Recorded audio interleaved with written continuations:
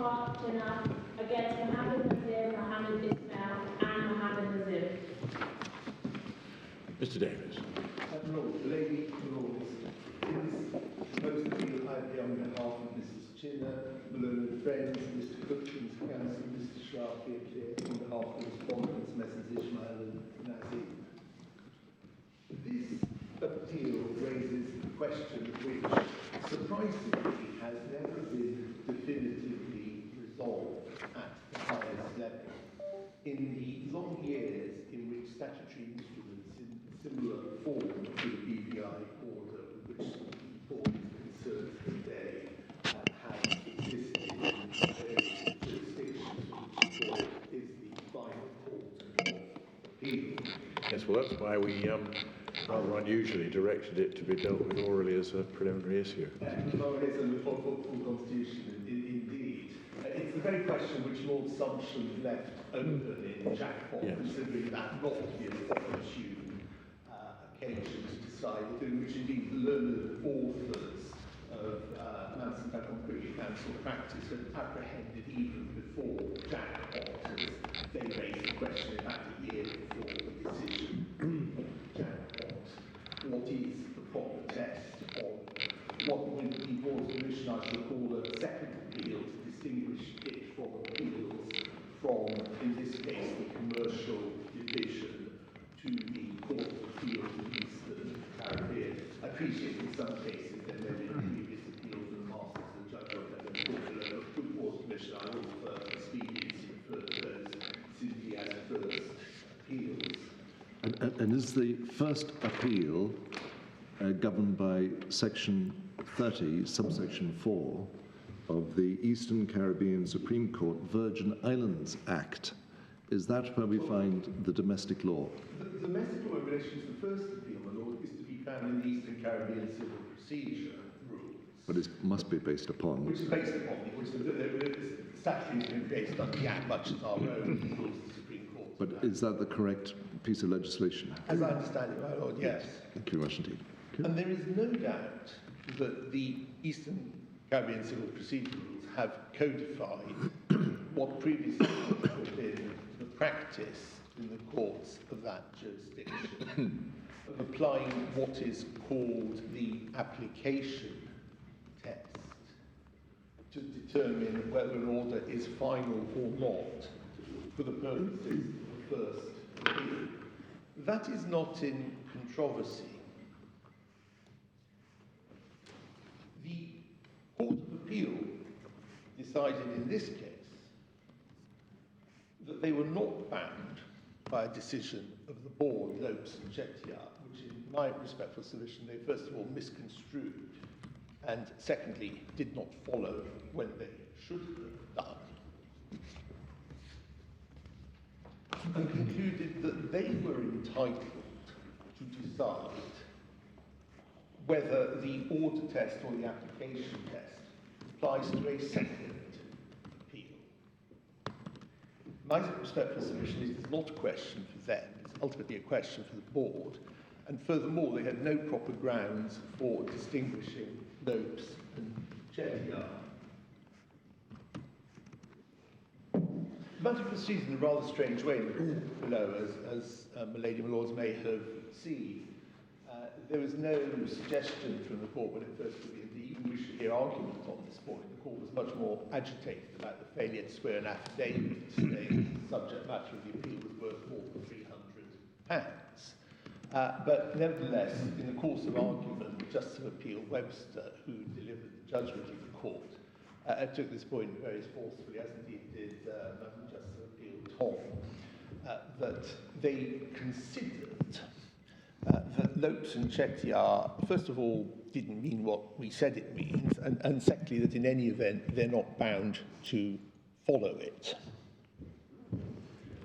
So far as that is concerned, it's clear that over the years, the board has expressed its own opinions in a number of appeals about which is the more appropriate test. It's also equally clear that in none of those appeals, as I say, has it given a conclusive opinion. In the Australian appeals of Tampion and Becker, there are lengthy observations on how much debate there's been about this in England and how difficult it is to formulate an entirely satisfactory test. But ultimately, no final conclusion is given. The board did consider this matter in Lopes and Chettiar, and, my Lady, your Lords, turning to the bundle, and I'll refer to the authorities by their page numbers in the bundle rather than in the original law report, so it will, I fear it will become impossible otherwise. Page 384 is where this report begins. And this is the authority upon which I principally relied before the Court of Appeal, and learned a good lesson that counsel overconfidently believing that he had a binding authority from the final Court of Appeal could sometimes be told by the junior Court of Appeal, if I can put it that way, that he was completely wrong, and in his misapprehension, both as to the meaning of the authority and as to its binding effect, which I must confess, my Lords, came as a considerable surprise to me in the course of submissions, but there we are. It could be said that the gentlemen in question were happened to be members of the final Court of Appeal of the BVI, but were actually sitting as the final Court of Appeal of Malaysia. Indeed so, indeed so. That, my Lord, raises a submission which I wish to make to the press on the board very strongly, which is this. Whether or not it is desirable to have complete uniformity of practice from all the different jurisdictions for which this board is the final Court of Appeal, what is, in my respectful submission, plainly desirable is that statutory instruments cast in almost exactly the same words should be interpreted in the same way. In that respect, Lord Templeman observed in Strathmore, and my Lady and Lord will have his observations at pages 442 and more particularly 443, that it is always competent to the final legislative body of whichever jurisdiction it is to change rules determining which appeals shall be as a right and which appeals shall only be by leave, by appropriate legislation if they so desire. And Lord Templeman makes the point at 443 in the bundle that if the New Zealand legislature thought that the New Zealand appeal rules, which are again in similar form to the Malaysian appeal rules which Lopes and Chettiar are concerned, gave too liberal a right of appeal, then they could always alter those rules by legislation. But it was a matter for the legislature of New Zealand to do that, not for the board by judicial interpretation. But it might be said that that is what has happened here, because we have codified rules that advance the applications test. I know you say that that only applies for a first appeal. My Lady, that was precisely the point taken by the Court of Appeal, but the trouble about that submission is that it conflates the rule for first appeals or the test for second appeals. The test for second appeals is prescribed in the statutory instrument of 1967. It'd be odd to have a broader scope of appeal to us than to the Court of Appeal, wouldn't it? In some ways, my Lady, yes, but that is the consequence of having a set of rules devised in 1967, which were based on English, I think, Court of Appeal rules at the time, when the right of appeal was more generously given in this country. And those rules, the rules for second appeals, are enshrined in the 1967 statutory instrument, and that can only be altered by the legislature, not by interpretation. Both the Privy Council, the Virgin Islands Appeals to the Privy Council Order, and the Eastern Caribbean Supreme Court Virgin Islands Act are both part of the law of the Virgin Islands. Yes. And they use exactly the same words. And they should be interpreted in the same way. Well, the 1967 order long predates the ECCPR, and very different local rules were in force at the time when the 1967 order was made. The consequence of saying that they should be interpreted in the same way, we will have this consequence, that by interpretation, a right of appeal, acknowledged in 1967 to mean one thing, has, without any intervention by the legislature at all, come to mean something completely different since then. Isn't that exactly what happened in England? Well, Isn't that exactly what happened in England? well, no, in England the rules were changed by amendments to the old rules of the Supreme Court. When was that changed? They were, I think my learned friend's kind of given us this reference in his note, but they were ultimately codified by statutory instrument in 1965, I'm told. Yeah. Thank you.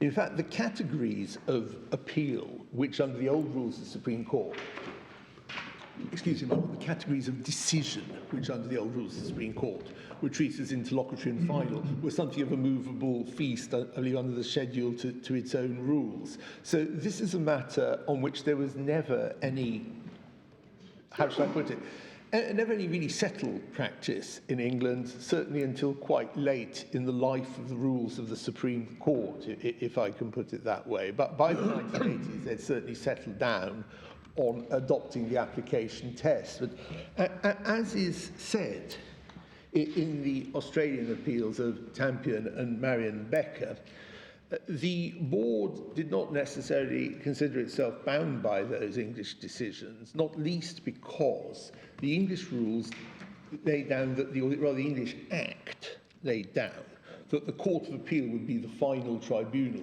for the determination of what was an interlocutory and what is a final order, and there could be no appeal to the House of Lords against the decision of the Court of Appeal deciding which orders were interlocutory and which orders were final. So there had never been a pronouncement at the highest level of authority in England. Well, the Court of Appeal was the highest authority. Well, for these matters, but I mean, the court generally regarded as being of coordinate status and authority to the board, would not become, the House of Lords would never become seized of the question because the primary legislation confined such appeals to the level of the Court of Appeal. Yeah.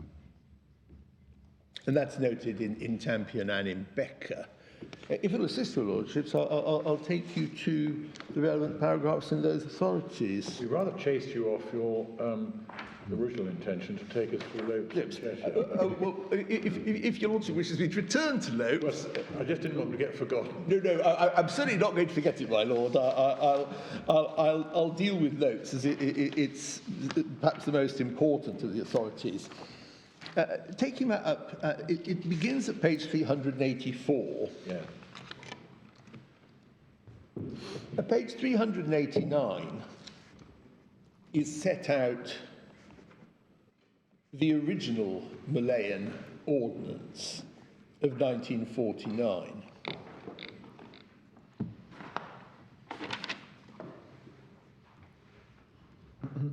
That's just below letter A. It is in words which are materially identical to those of the BVI Ordinance. The sum of money involved is different and the language a little more old-fashioned in 1949, but the principle is the same.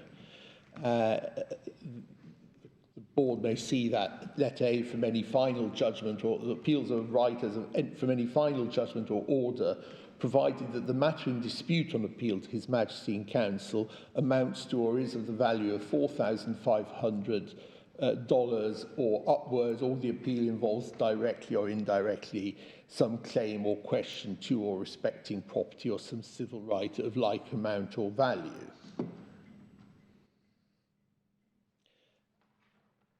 The board will see at letter G on the same page that ordinance is repealed and replaced with another ordinance in substantially similar terms, except that it substitutes the ruler of Malaya for His Majesty in Council as the sovereign to whom the board tenders its advice. And then the effect of the ordinance as it was in the early ordinance is discussed on page 390 at letters C to D.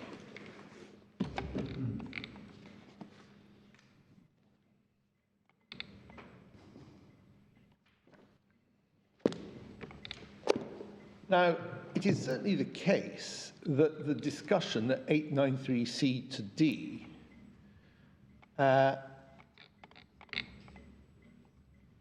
relates in fact to both categories of appeal, to first appeals and to second appeals. The conclusion drawn there is that consequently an appeal layers of right to the judicial committee in a case... Which page number, sir? I'm sorry, 390 letters C to D, my Thank you, lord. Washington, thank you.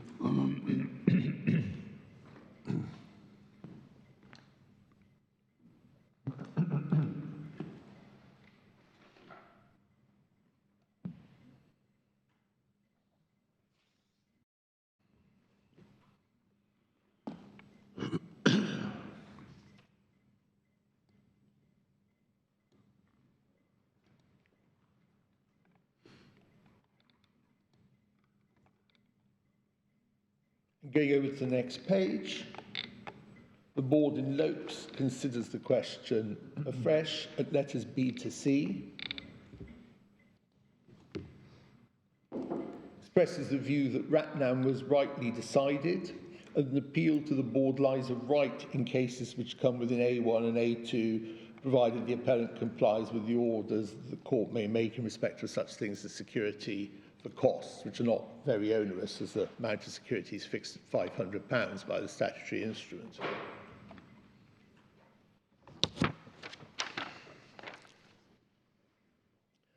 That, in my respectful submission, is a clear decision of the board, or rather two decisions, the first being interpreted in the second, that appeals of the kind contemplated in this case are as of right, supposing that the not very onerous monetary test, which is £300 in the case of the BVI, is satisfied and the security is provided in due course, and the case settled in the manner prescribed by the rules.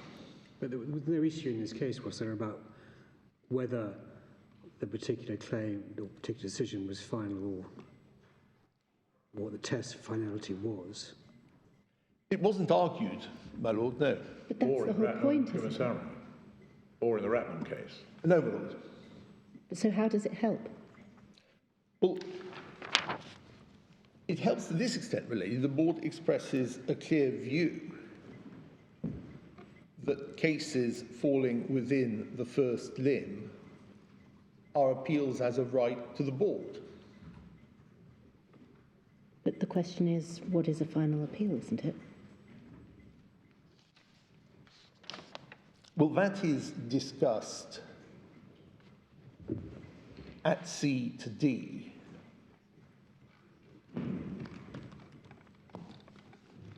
An order made by the Court of Appeal which bars the appellant from appealing to that court is a final order.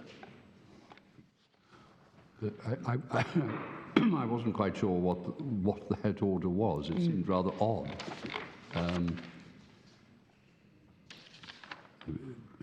In Ratnam, the facts were almost identical to this case, my lord.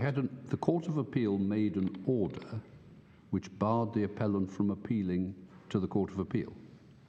Yes, it did in Ratnam. In Ratnam, it struck out the appeal for want of due prosecution. Oh, I see. Yes, it is. I see. Yeah. Ratnam is as is generally, I think, accepted, are almost identical facts to this one, or as close as they get. So it was effectively an appeal struck out for want of prosecution. Yes. I see.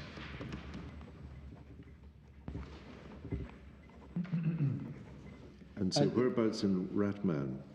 You'll take us to that, will you? Lord, yes. Ratnam is at page 411.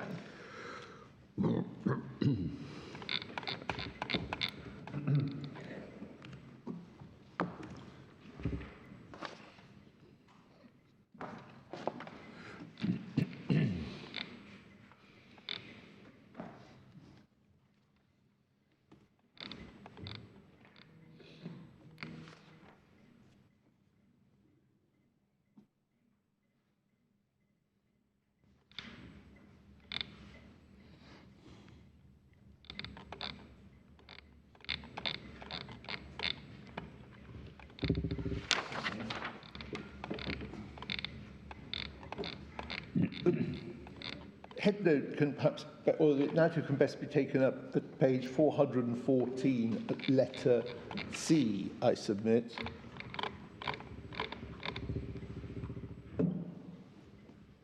Well, letter B, the board will see what happens at letter B. Application is made, as it was indeed in this case, for an extension of time to file the record of appeal. On 15th of May 1962, the Court of Appeal heard and dismissed the application.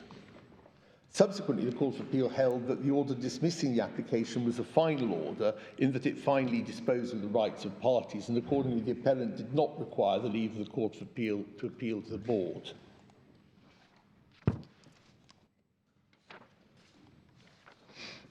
So in Malaysia, there was a settled practice that of applying the order test, final order test.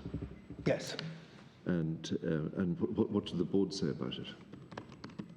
The board approves it, and that's what Lopes and Chettiar is about, to take your lordship back to Lopes. There was no argument in this case in Ratnam.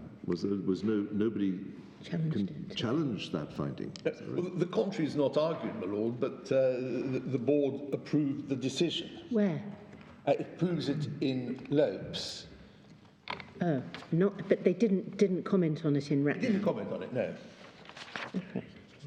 But it comments on it Could you most send it back to Lopes, if you could? I'm sorry for being... whereabouts did the board approve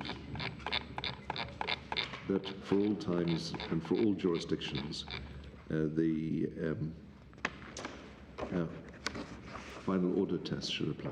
Well, it doesn't deal with all jurisdictions, but it deals with the appeal that was before it and the construction of the particular statutory instrument. At page 391, letters B to C, the board in Lope says that the earlier decision in Ratnam was correct and should be followed by the federal court in future cases.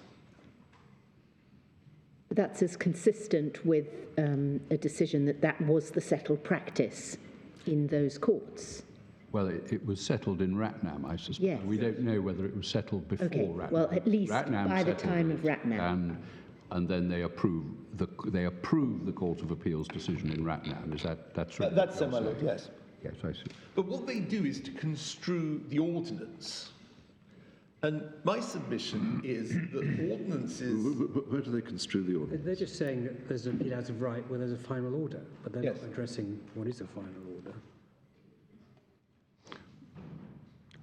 Yes, they're saying if the case comes with an A1 and 2, Yes, then you don't need permission. that's right, Lord. Yes, that's my submission.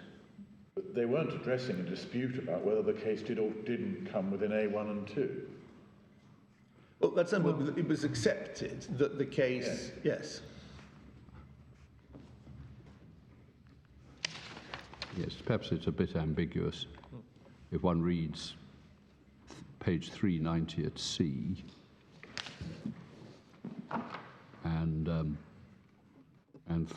391 at B, I mean, I'd be inclined to think that the board was saying that Ratnam was rightly decided on the Malayan provision, both as to what the final order was and therefore there was a right of appeal, but I'm not sure.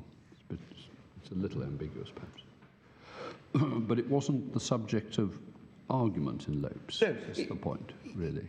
My Lord, which leads me on to perhaps the most surprising of the series of decisions of the board upon which I rely, and that is Mayor and Baines. And there are many surprising aspects of Mayor and Baines. This is at page 392. And one of the surprising aspects of Mayor and Baines is that in the long survey of the authorities, which Justice of Appeal Webster carries out in his judgment in the Court of Appeal in this case, he does not mention Mayor and Baines, although he was one of the judges in the Court of Appeal from whom Mayor and Baines was appealed to the board, as was Mrs. Justice Tom. It may be the final decision of the board in that case has simply never come to the attention of the Court of Appeal. But at any rate, this is a very recent decision of the board from the BVI. So what's the proposition you're seeking to take out of this authority? That in that decision, albeit again upon a concession, I entirely accept that, my lord, that was an appeal from a strikeout, which would undoubtedly be an interlocutory appeal if one applies the application test. But an appeal from a final order if the order test is correct.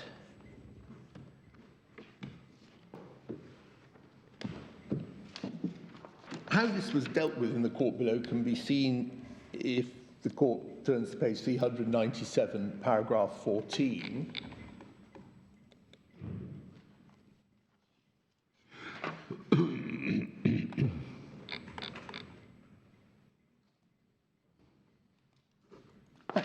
I do my client a disservice. It's better to begin with Lord Kitchen's formulation of the issue in paragraph 1.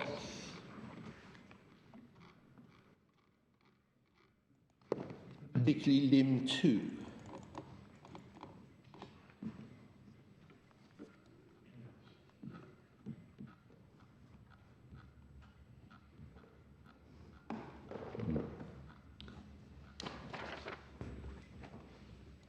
But why did that arise in the light of what Lord Kitchen says in paragraph? Sorry, we were on 3.7, weren't we? Yes. 397. 21, is it? Paragraph 14.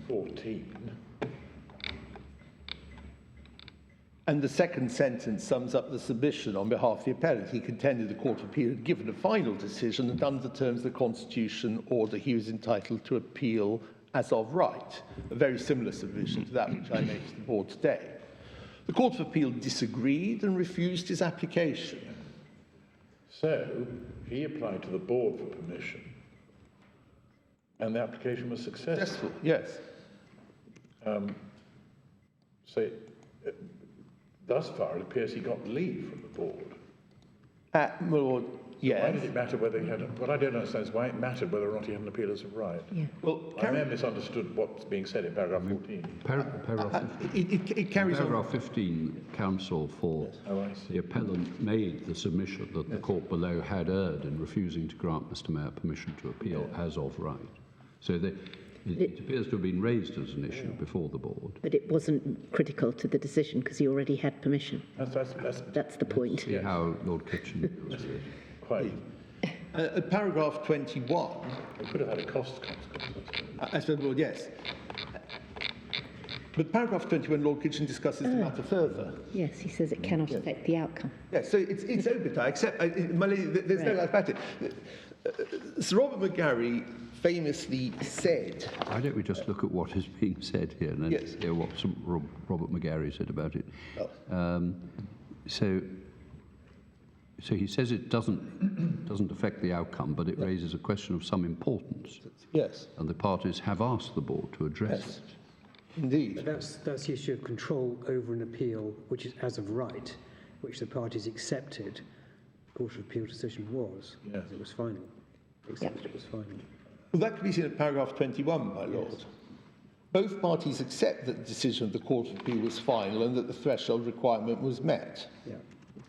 Now, well, that's a concession. My lady, it's a concession. But, so where do we find the concession? Sorry, just make sure I got it. 21. Sentence 21. 21. Yes. The issue in all these cases doesn't seem to be about whether or not it's an appeal as of right, but whether, if it is an appeal as of right, there's some residual discretion involved. Well, that stage is reached only after deciding that the appeal is one as of right. The Court of Appeal in this case had done exactly what it did in this case, and as my lord will see from paragraph 14, it had found that the appeal was not as of right because they considered it to be an interlocutory appeal. The point is then conceded by counsel for the respondent before the board, but there's no suggestion in Lord Kitchen's opinion that he thought the concession was wrongly made or the counsel for the respondent ought to reflect upon whether But it didn't arise. He didn't endorse it either. Didn't matter. He doesn't say anything about it, except he goes on to say the real question is whether the Court of Appeal retained any control over that further appeal. And that was the issue on the second issue. It's clear from the penultimate line of paragraph 21, milady, that the point was well in Lord Kitchen's mind. Well, in the sense that both parties had conceded it. Did. But it would, in my respectful submission, be surprising if the board thought that the concession was wrong and didn't even raise the matter with counsel. I entirely accept, as I say, that a case based on a concession does not have the authority of a case based after argument. I think what Lord Kitchen may well have had in mind, if one goes to paragraph 23, Yes. is the point he makes in the third paragraph, Yes. third sentence, sorry, in line 4. Right to police. And the right of the Court of Appeal to consider whether the proposed appeal raises a genuine disputable issue. I mean, if you literally had an appeal as of right, it wouldn't matter that it didn't raise a genuinely disputable issue. I mean, isn't that actually? I mean, I can see if you read paragraph 1 of the advice or judgment that it seems to be raising the issue, or might be said to raise the issue that arises on this appeal. But I think when one reads paragraph 23, I'm not sure it does. Well, Lord, paragraph 14, in my respectful submission, shows that the point was broader than simply the policing of what is sometimes called frivolous and vexatious appeals. It's squarely raised there in the second and third sentences that the appellant's contention before the Court of Appeal was that he had a right to appeal and not an appeal by discretion, and the Court of Appeal disagreed and refused his application. And that is because of their adherence to the application test, which was plainly the test that they had applied both in Mayor and Baines. Is that so? But yes, and also, bearing in mind the concession made before the board, the real question in the case was whether, in an appeal as of right, the court nonetheless has a power to prevent an appeal proceeding if it's utterly hopeless. Yes. I mean, that's a genuinely disputable issue. Yes. If it's bound to fail, does the fact that it's an appeal as of right mean it nonetheless has to trend its weary way up to the board with everybody having to expend costs on it? Yes. And Lord Kitchen said no. Yeah. In that situation, there is a supervisory jurisdiction, Yes. which can kill off even an appeal as of right. Yes. Indeed, it's one which I'm sure you know we currently exercise from time to time. Well, yes. But the outcome of Mayor and Baines was this, that an appeal against an order which is indisputably an interlocutory order applying the application test, but a final order applying the order test, was accepted by the board and treated as a case where leave to appeal should be given, and treated as an appeal as of right, which is why the policing jurisdiction comes into force in the first place. I see Yes. that. But I mean, the most I think you can say is that that was, by the time the case was before the board, both parties accepted that, and it wasn't questioned by the board. I accept that, my lord. There's no doubt about it. Yeah, okay.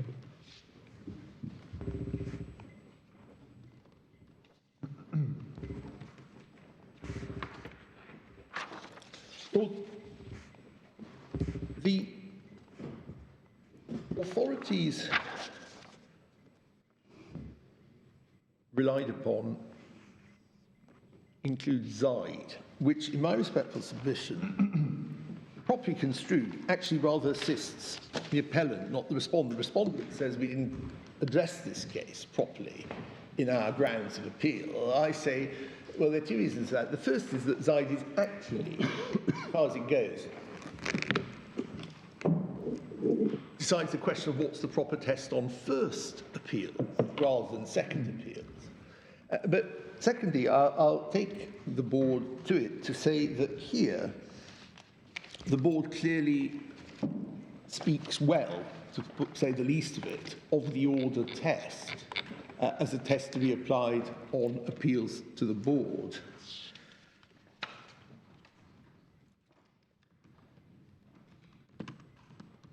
Can you give us a starting page number? 468, Lord.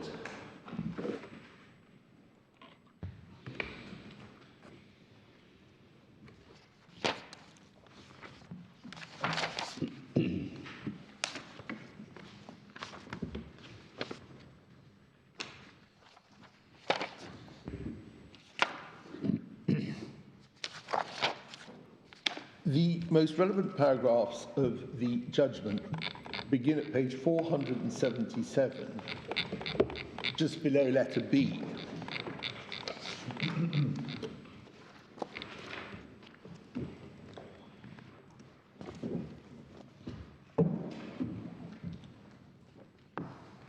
And here it can be seen that the issue with which the board was primarily concerned was whether the first appeal in that case was as of right or not.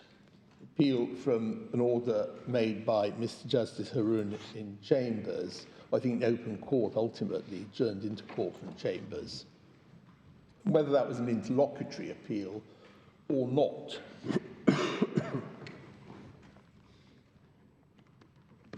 There's then a discussion of cases which the board has seen, notably Ratnam, and at letters E to G, the board considers squarely the rival tests, the application test as formulated by Lord Esher and by Lord Justice Fry in Salomon, and Lord Ulverston's order test in Boschon. Then said at letter H that the Malaysian courts have preferred the Boschon test.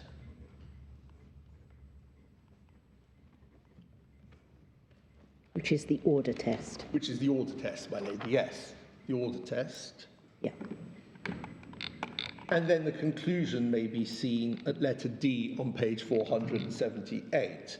And thus the Malaysian courts treat an order of the court giving leave to a plaintiff to sign final judgment as a final order, thus entitling a defendant to appeal to the federal court without necessity of obtaining leave. So this is really a decision about first appeals rather than second appeals.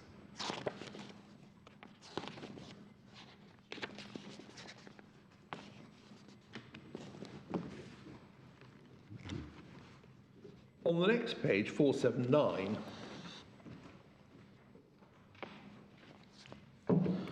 the board deals with what my learned friend describes in his written submissions as the procedural deference approach. Indeed, that's set out very clearly at letter E on page 479 by reference to Boston and Le Lièvre, an old decision of the board. But that is in the context of first appeals.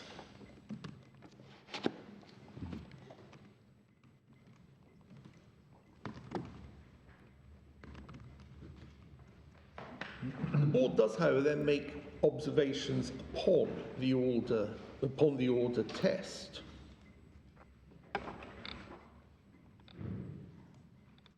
Saying just below letter G that the Malaysian courts have established over the years a settled practice of applying Lord Ulverston's test in Boschon in order to determine whether an order is final or interlocutory. Then they go on to say their lordships are unable to find any error in this reasoning. On the contrary, their lordships feel entitled to say that the test is both sound and convenient. That, in my respectful submission, is clearly a general observation upon the merits of the order test. We're saying that both tests are sound and convenient. It doesn't say the other test isn't sound or convenient. It doesn't, my lord, but after considering the order test, it says that it is sound and convenient.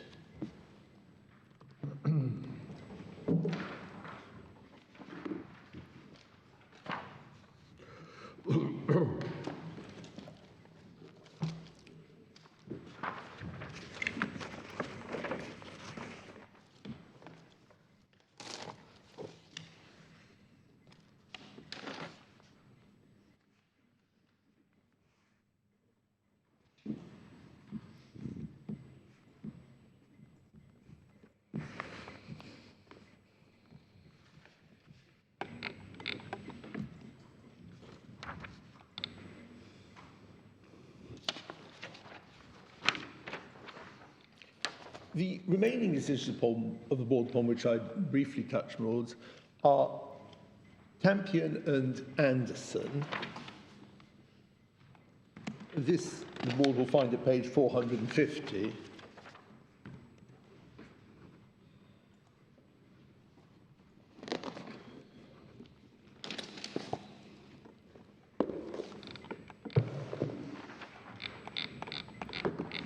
Yes.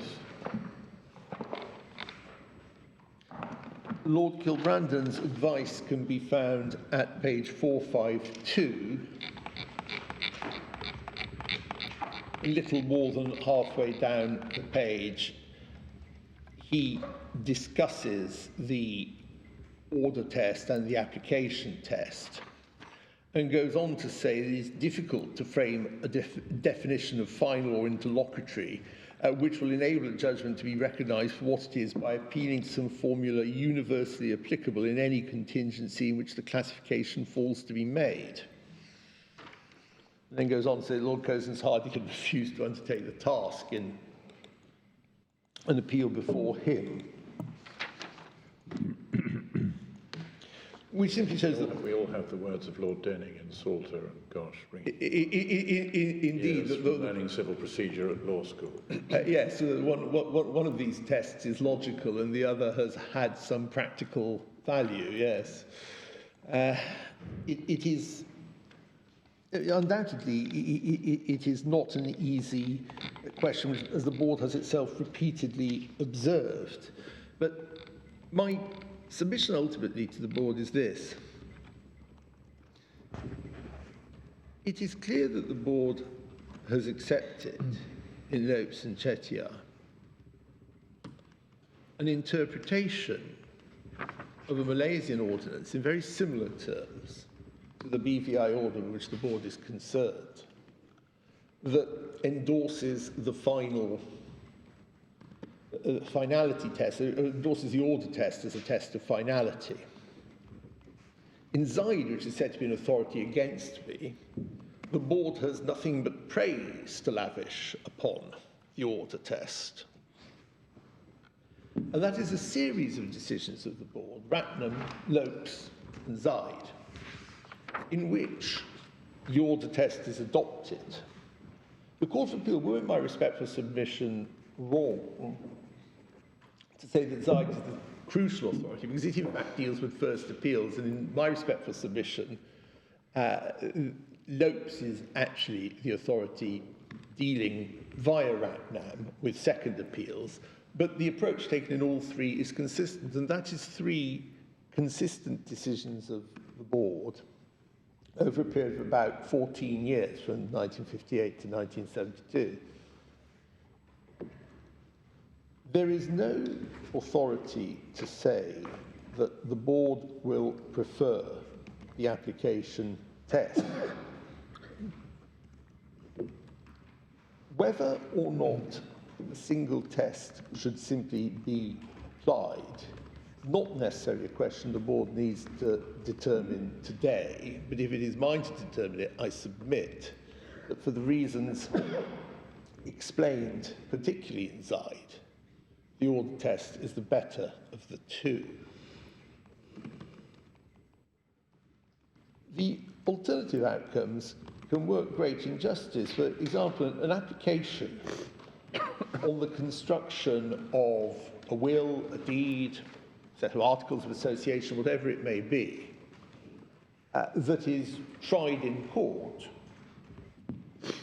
would be, on either view, the decision of the judge would be a final order, but if it's tried on equivalent to Old Order 14, then it's only an interlocutory judgment. But the judgment has the same effect. But you can still apply for special leave. The injustice isn't there if you have a good ground. The injustice may not be there if you are successful in persuading the board the case is one which is fit for special leave.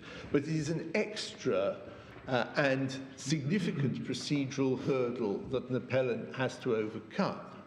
And if the intention of the legislature was to give an appeal as a right, which is what I submit was the intention behind the 1967 statutory instrument, then that should not be cut down by interpretation, but only by legislation.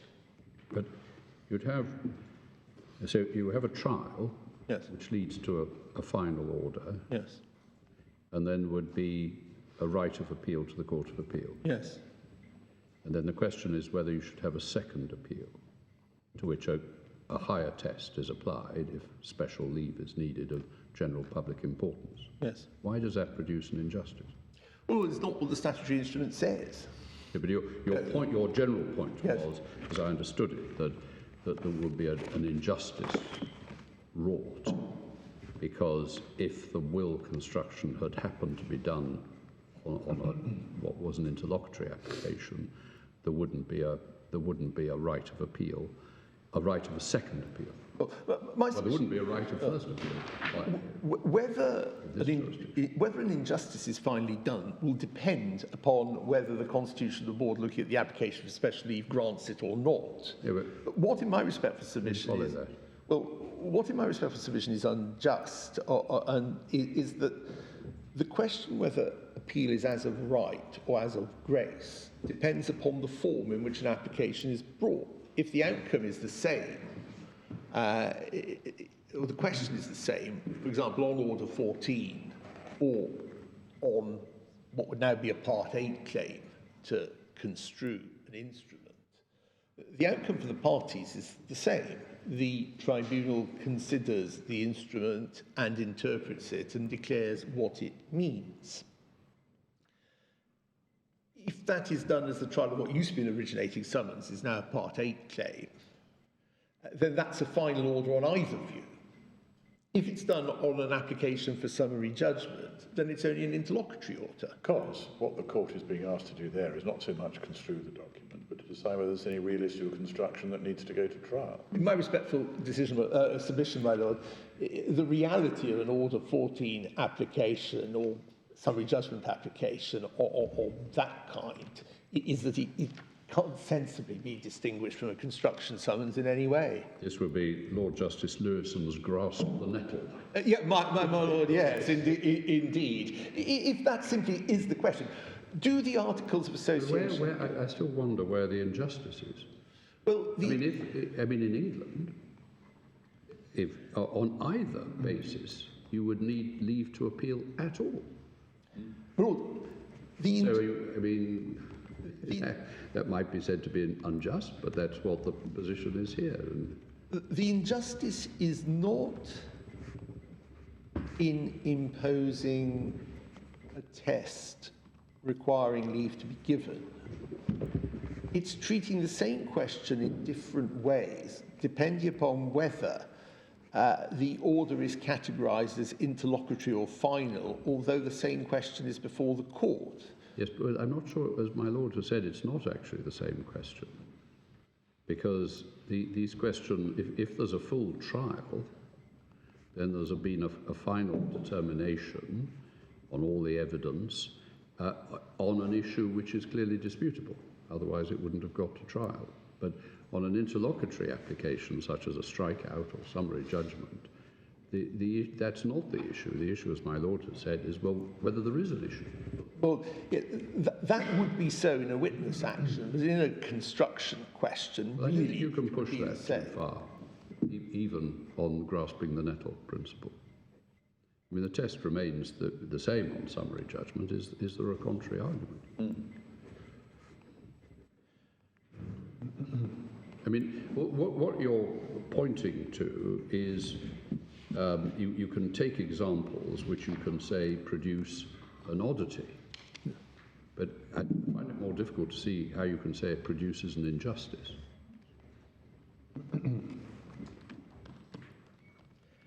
Well, I submit that I can derive some assistance from Lord Templeman's words in Strathmore. I'll take the board to pages 442 to 443.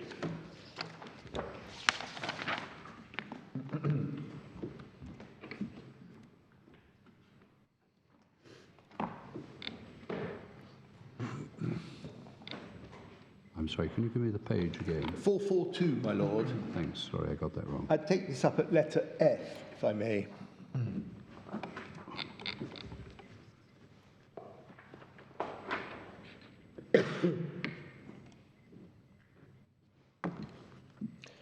Lord Templeman says there are cases, including the authorities to which the President, Mr Justice Cook, referred, in which an order apparently final has been treated as interlocutory so as to deprive a litigant of a right of appeal or so as to restrict such right.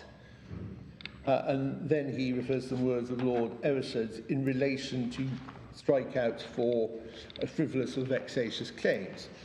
The cases to which the President referred are to like effect. Their Lordships do not accept that any analogy can be drawn between those cases and the instant case. In each of the cited authorities, the Court had come to the conclusion that there was no proper issue to be determined. To allow a litigant to appeal would only encourage an unnecessary expenditure of time and money. If there was nothing to determine, there was nothing to appeal. And that's rather very similar to the point about policing unmeritorious second appeals. In the instant case, the decision of the Court of Appeal finally disposed of separate issues which had been pleaded, entertained, supported with evidence, argued and considered. There is every reason why such a decision should be included in the classification of decisions which are appealable as a right. Is this the preliminary issues case? Yes, this is the Well, there you do have a trial. Yes, well, You have an issue which needs to be tried, and the very fact it's been directed to be heard as a preliminary issue means that the court has addressed its mind to the question, this really needs to be tried and hauled out in front and tried first. And it's the opposite end of the spectrum from a summary judgment, as indeed they say, Lord Strathmore says in terms. but it's the opposite end of the judgment from striking, opposite end of the spectrum from striking out claims as frivolous and vexatious. But in this case too, there was a lengthy trial before the judge. He came to conclusions which the board may have seen. There are aspects about what happened at that trial about which we have complained strongly, notably the fact that no notice to challenge the authenticity of an important document was given. And ultimately what happened in this case was this. The respondents at first instance successfully challenged the authenticity of an important document that was central to the appellant's case, but they had not given notice under the local rules to challenge authenticity before the trial, which they were bound to do. This did not seem to trouble the trial judge at all for reasons I cannot comprehend. But it did not, and he came to the conclusion that this document was a forgery concocted by my client. But none of those, just to intervene if you don't mind, none of those issues would be up for grabs in an appeal to the board against the Court of Appeal's decision to dismiss the appeal to them on the ground of want of prosecution. The only real issue that would arise is whether the ground of want of prosecution was made out. Well, it would be whether the exercise of discretion in the manner in which it was exercised was just and fair, particularly considering the relative procedural failings of the parties in the conduct of the litigation. Yes. The broad submission of the appellant on the merits is that the Court of Appeal treated her very harshly. Indeed, Mr. Justice of Appeal Webster said in the course of the application to him, the decision of the original Court of Appeal appeared a harsh decision, but we were stuck with it. But whether it can possibly be right to say, well, we're going to strike you out, appellant, for delay in the prosecution of the appeal, whereas we've allowed the respondent to get away with serious breaches of the rules, in particular challenging the authenticity of an important document. And this against the background of a case where the trial judge found that the respondents had forged 3 important instruments and procured a false witness falsely to attest them. Now, in my submission, this is a case where the board would wish to consider, in my respectful submission, very carefully whether it can possibly be right to take an approach which is effectively punitive for procedural defaults as to time against a background in which the respondents had done, quite frankly, dreadful things. But the Court of Appeal concerned with the procedure before them. Yes. Did not being complied with. The respondent hadn't done anything wrong as far as their procedure was concerned. That's true, my lord. But the question is whether the sanction was appropriate in all the circumstances and whether the authorities upon which they relied as supposedly forming the basis for imposing that sanction actually support that proposition at all. Those are not matters before the board today, because this Constitution is to resolve the question of whether the appeal is as of right. I would press those considerations upon the board on an application for special leave were the board to be of the opinion. Yeah, so we're not. But you're not. I know. But yes. If I may say, in anticipation of something your opponent may want to say, nor are we dealing with any suggestion that even if you have an appeal as of right, we should nonetheless knock it on the head on the basis that it's totally without merit or something of that kind. It's in your opponent's written case, but that's not on the agenda for today. I do understand that, my lord. I shan't seek to widen the scope of the inquiry beyond what beyond where it has gone. I'm almost at the end of my hour, and I'm almost at the end of my submissions, as the board may be pleased to hear. I will summarise them briefly by saying this. Where I end in the sense where I began. This question is res integra before the board. There is no decision that binds you. All I can rely upon previous decisions of the board as showing is a trend of authority which I submit favours the test for which I contend. I do, however, submit very strongly that there is merit in the approach at least foreshadowed by Mance and Turner at paragraph 3.05e. Sorry, 3.05e. That is taking the page reference in the bundle, my lady. It is to be found at page 504.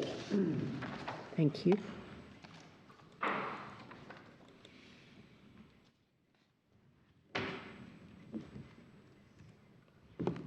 Yes. Yes. And my closing submission will be this. Instruments giving a right to appeal tend to be cast in very similar words. And that can be seen, for example, from paragraph 3.03, which appears on the previous page, 503. There's a general pattern to the terminology used in statutory instruments, ordinances, local acts, etc., granting a right of appeal to the board. And they tend to be couched in similar words. It must, in my respectful submission, be right that similar words should be interpreted in the like manner, regardless of the jurisdiction from which the appeal comes, because the board is concerned with the right of an appellant to come to the board. However much local courts of appeal may be entitled to regulate procedure on first appeals, there is no logical connection between that approach and the procedure on a second appeal.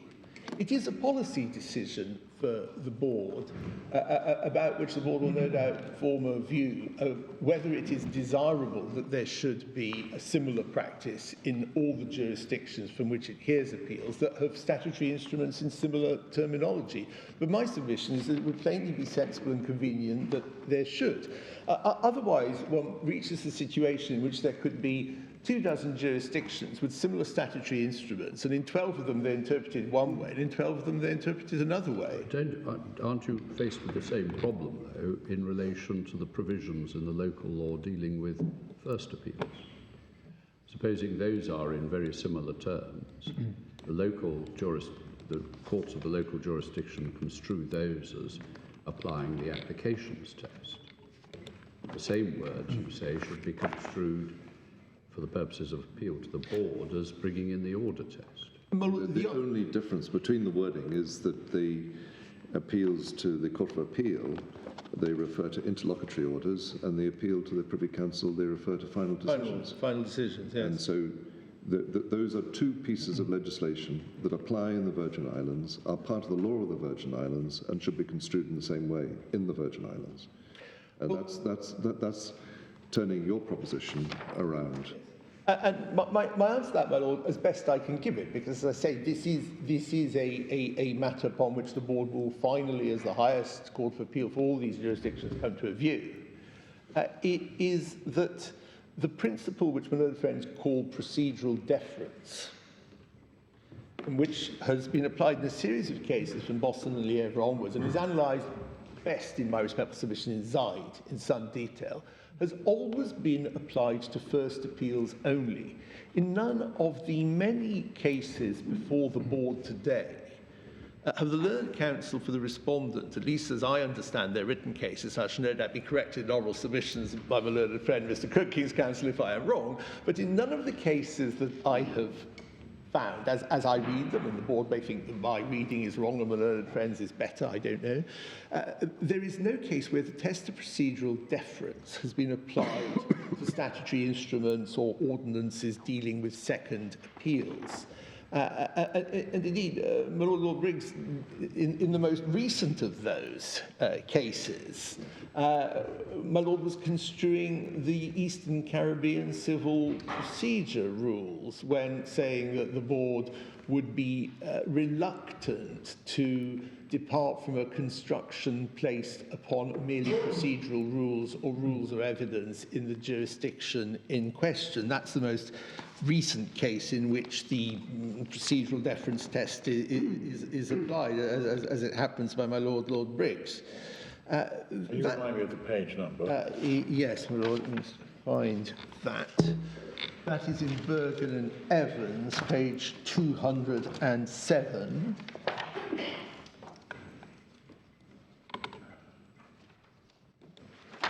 Paragraph 2 at page 209.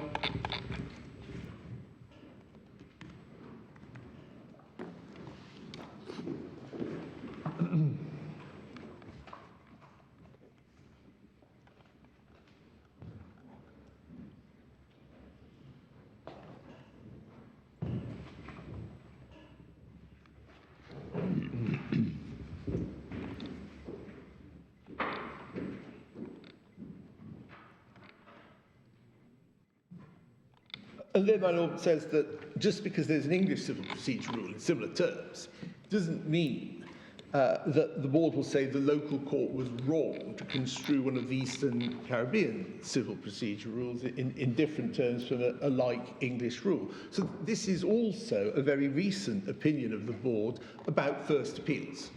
It has nothing to do with second appeals. So from Boston and Le Lièvre, back in the, I think, 1890s, to my Lord Briggs's opinion in 2019, all the authorities cited on procedural deference are entirely consistent. Each and every one of them deals with the approach, the restraint shown by the board in questioning the construction placed upon local rules by local courts in respect of first appeals or local statutes and ordinances. Boston and Le Lièvre was about a right of appeal from something called the Superior Court, the Court of Queen's Bench in, I think it was called Lower Canada in those days, sitting as an appellate court.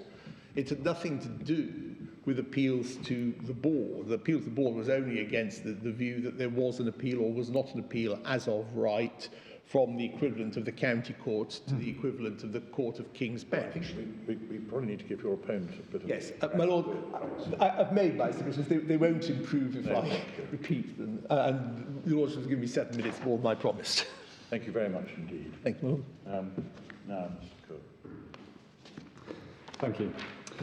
In my submissions, I intend to show, firstly, that the board has an established practice, which is to defer to the local court in construing on matters of procedure. And my submission will be that that includes in respect of the test used to determine whether a decision is a final decision for the purposes of what my learned friend has referred to as second appeals. So it's not just in terms of first appeals, it's also second appeals, and I'll take you to the cases that demonstrate that. Secondly, that the cases relied upon by my learned friend do not remotely support the conclusion that the order test should be used for appeals from the local appeal court to the board. And thirdly, that the established practice in the BVI very much is to use the application test, and that it would be impractical and undesirable for the board to impose a different test here. And so consequently, my submission is that the Court of Appeal was correct to find that the order striking out the appeal was not a final decision within the meaning of the 1967 order, and that the appellant required leave. Just dealing first with deference to local interpretation, the first general point to make at the outset is that in construing the 1967 order, the board is not acting as an independent body, but as the highest court of the British Virgin Islands. And my own friend took the board just at the conclusion of his submissions to the case of Bergen and Evans. And I don't know if the board has still in front of it paragraph 2 of that decision. It wasn't actually about appeals at all, was it? Well, It was actually about the CPR. visibility of evidence of medical reports and things of that kind. It was a personal injury case, and the question was about a provision of the CPR to do with an evidential matter. It was nothing to do with appeals, but the general proposition that my Lord Briggs sets out there, I derive two propositions from paragraph 2. First is the sort of general reluctance to interfere with matters of procedure set by the local court. And the second, which is quite important, is the point that was made at the conclusion of that paragraph, which is about the wording issue. In other words, that it's not necessarily the case that if in England similarly worded provisions are interpreted one way, that automatically the meaning of them in a different jurisdiction which appeals to this board will be treated as the same way. And of course that has a bearing on how the board ought to treat authorities from jurisdictions like Malaysia and so on, which we saw during the course of Malone and Friends submissions. And I say that more specifically, this also applies to the question of statutory construction of a piece of legislation which permits appeals to the Privy Council. And I can show that by reference to 4 decisions of the board, some of which have been referred to already by Malone and Friends, so I'll try to take them as briefly as possible, which I'll deal with in chronological order, if I may. The first case I wanted to take you to, and it'll be necessary, unfortunately, to go through this in some detail, is Tampion and Anderson, which is an appeal from Australia, 1973. The board can find the report at page 450 of the bundle.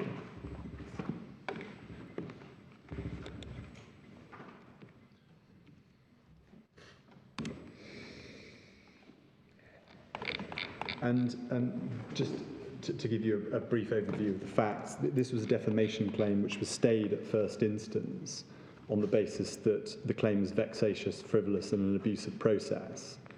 And the appeal court dismissed the appeals against that decision. And what the highest court in Australia had to consider was the terms of the Australian statute which governed appeals to the board.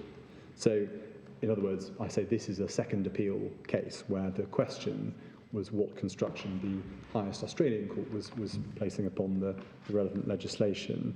And one sees that if you turn to page 451, you'll see in the column at the side the number 40, which sets out there the relevant rule, and it's Rule 2 of the Order in Council in the following terms. Subject to the provisions of these rules, an appeal shall lie as of right from any final judgment of the court, and then one has the rest of the conditions, which is to do with the value of the property in question.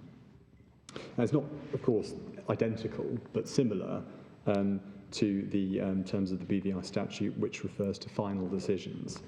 Sorry, this is governing appeals to which court?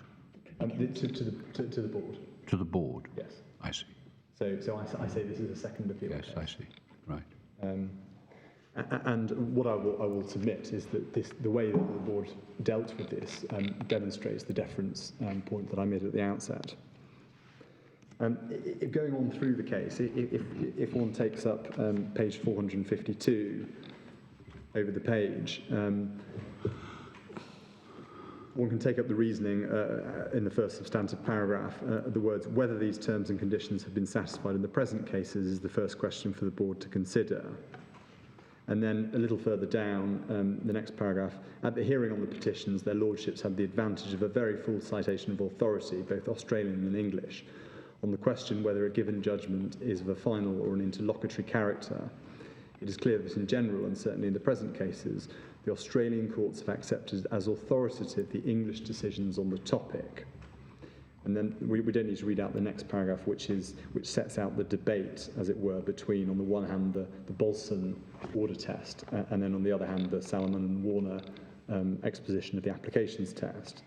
And then taking up the judgment again in Salter and Rex, this is the decision of Lord Denning, this question of final or interlocutory is so uncertain that the only thing for practitioners to do is to look up the practice books and see what has been decided on the point.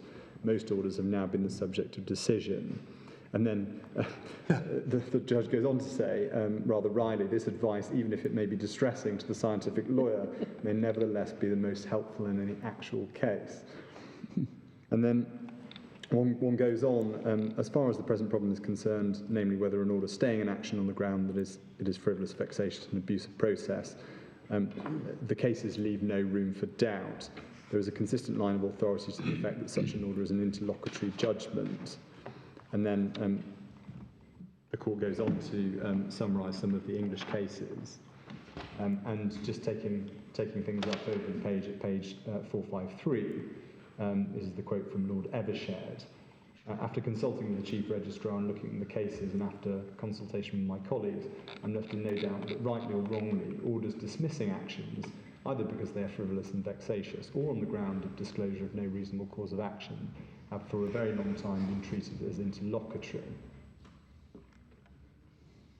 And then if one goes a little further down to the Australian cases, there's a summary between 25 and 45 of the Australian cases which applied the English authorities.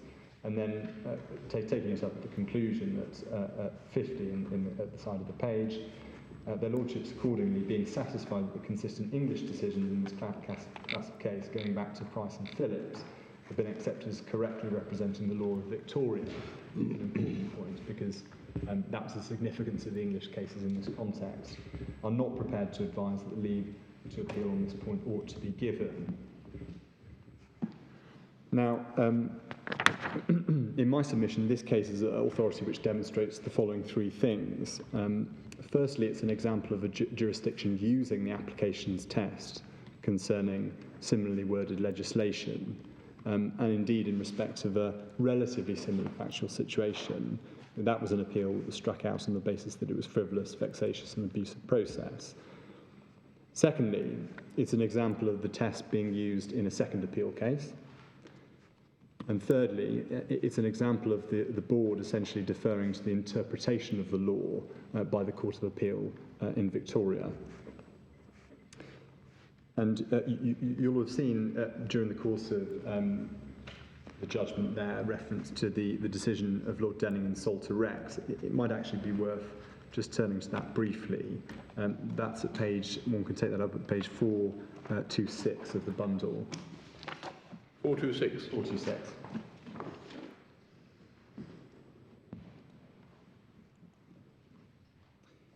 Now, just briefly, that the facts of that case were that a defendant who had lost at trial applied for a fresh trial based on a suggestion that the court had not considered certain evidence.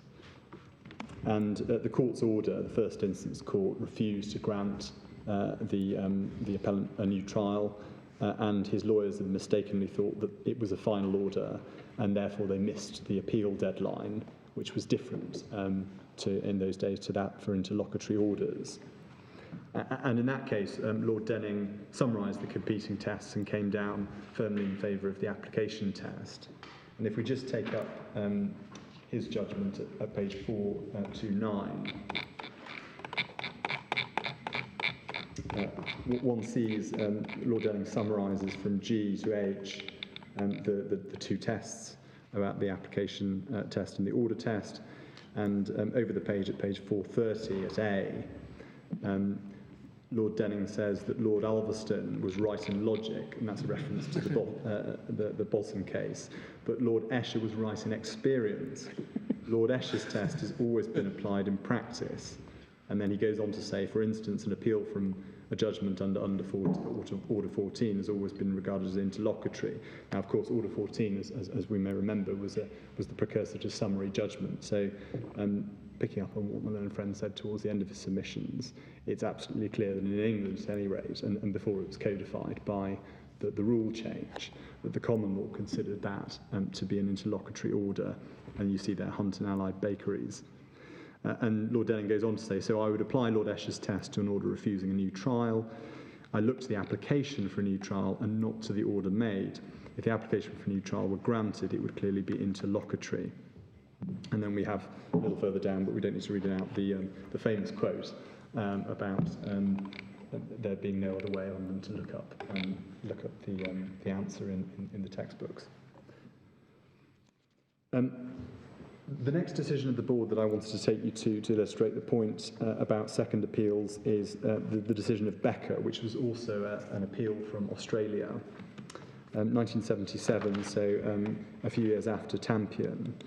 One can find that in the bundle at page 191.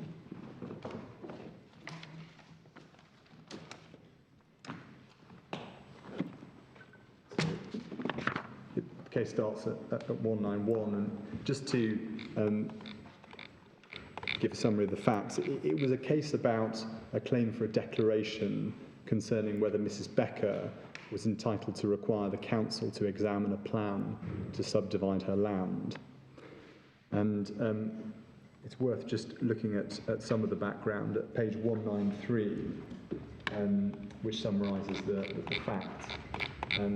Taking things up, page 193, just above the letter F in the column, it says the plaintiff, by originating summons, sought a declaration inter alia that upon the proper interpretation of the Planning and Development Act, she was entitled to require the planning authority to examine the plan and forward a report to the director.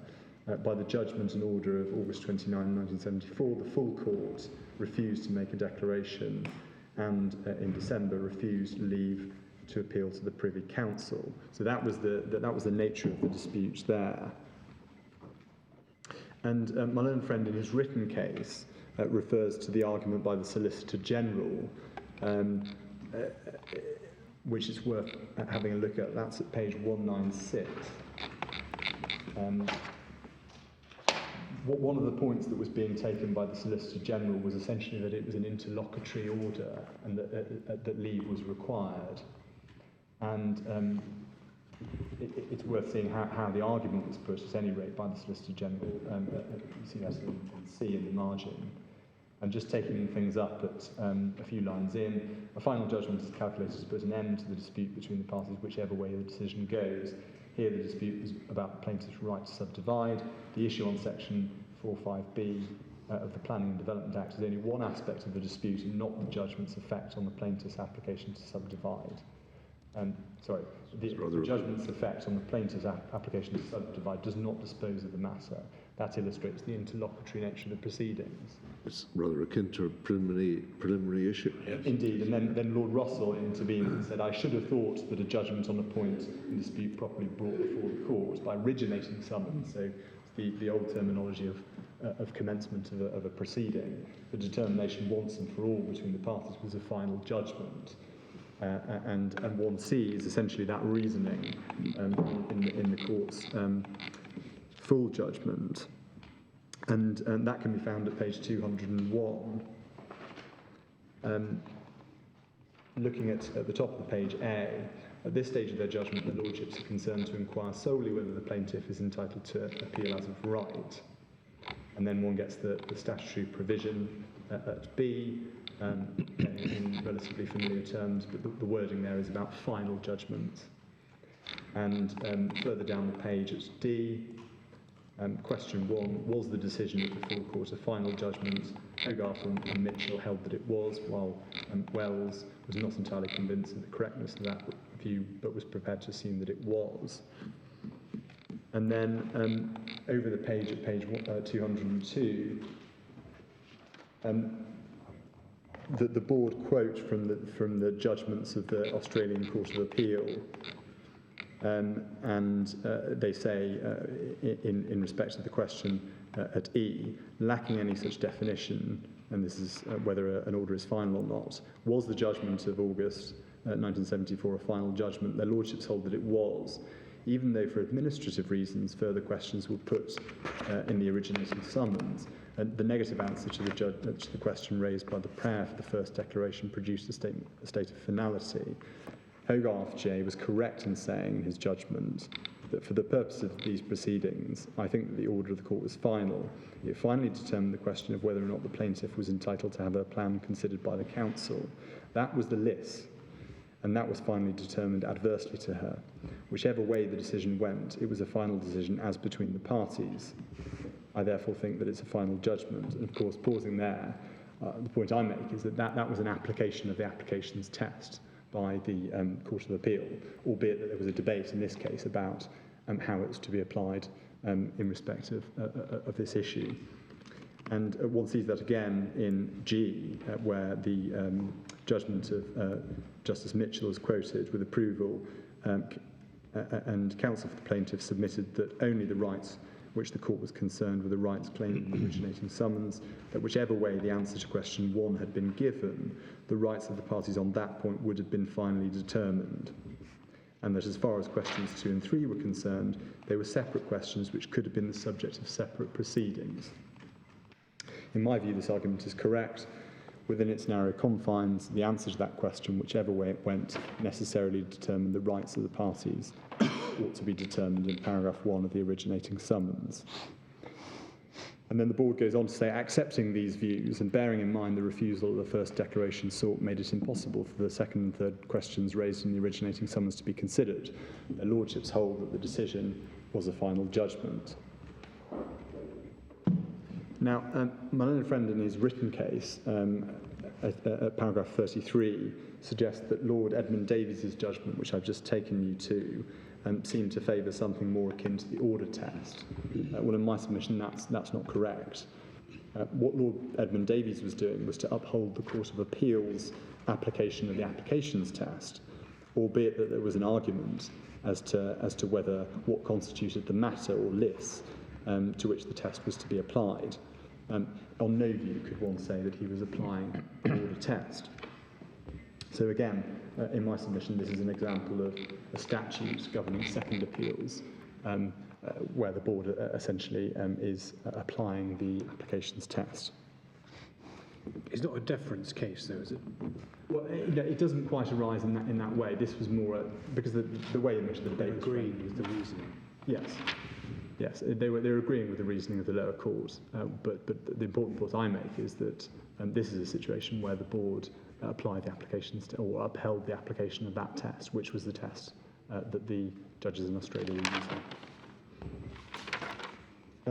We need now to turn to Zayed, which my own friend did take you to, but I wanted to go through in slightly more detail.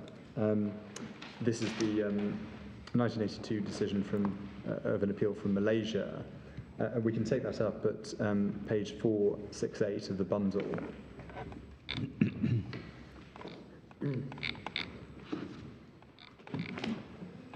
And the facts of this case were, it was a case that ultimately concerned, at first instance, about the sale of shares in a company where there was a defect in title.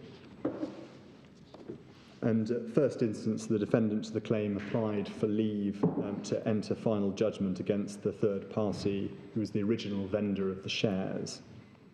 And that application was the Malaysian equivalent of summary judgment. The matter was then appealed to the federal court by the original vendor, and the defendant took the point that the order was interlocutory and that the original vendor required leave under Section 68 of the Courts of Judicature Act 1964. And my learned friend is right to note this is actually a first appeal case, so what was being considered there was the construction of a statute that governs appeals from first instance to the Court of Appeal. And again, I think it's worth looking at the key passage, which my learned friend did take you to briefly at page 479.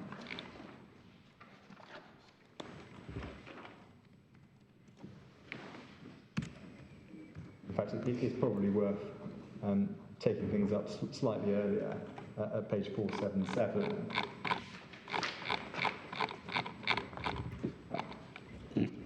invite the board to look at 477 at the bottom, at letter G.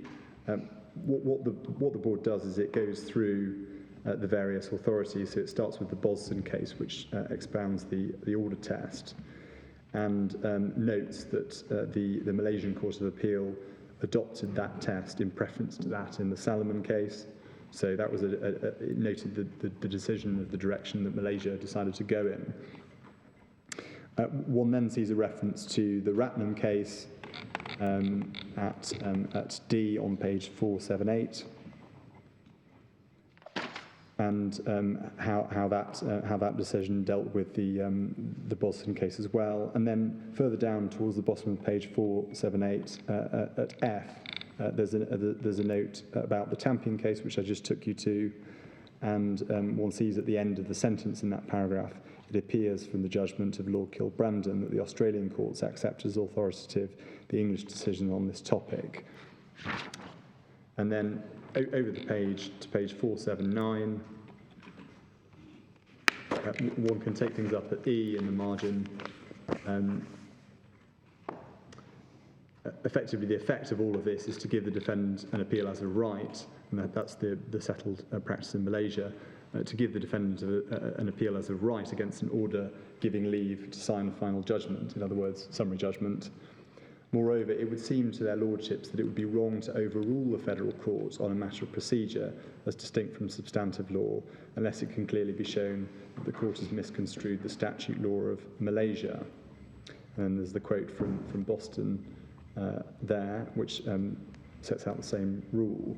And one sees a little further down, it appears to their lordships that the federal court, and then a series of cases are given, all of which are unanimous, this is at G, established over the years that the settled practice of applying Lord Alverson's test in Boston in order to determine whether an order is final or interlocutory.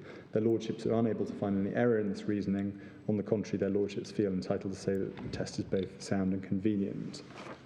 And then finally, over the page, at page 480, in any event, this being, so that they note those things about the application of the order test, and then they say, in any event, this being a matter of practice and procedure, their lordships, in accordance with their practice, will uphold the decision of the federal court. Now, in my submission, this case is clear authority for the proposition that the board will defer to the settled practice in the jurisdiction in question. In Malaysia, as we know, they use the order test, and the board didn't wish to say that that was clearly a wrong interpretation of the relevant Malaysian statute.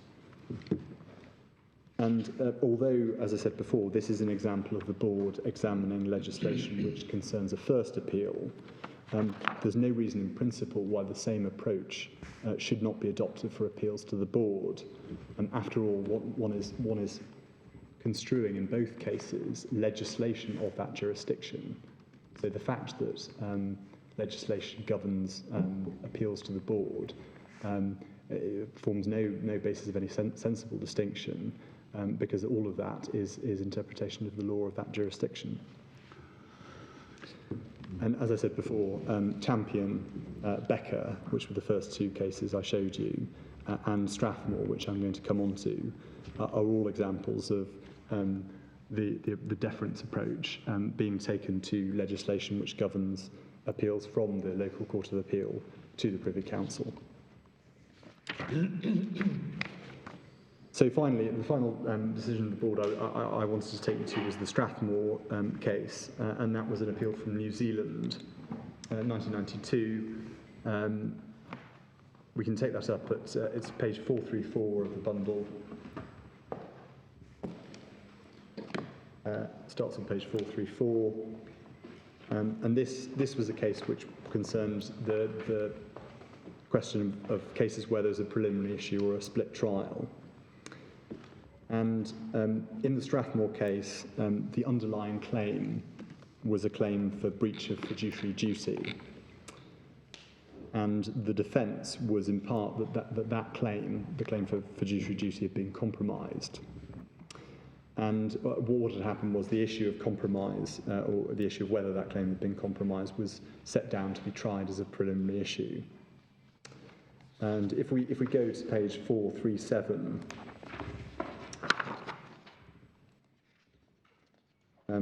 one sees at H the relevant statutory instrument in question there, which was the so this is a second appeal case.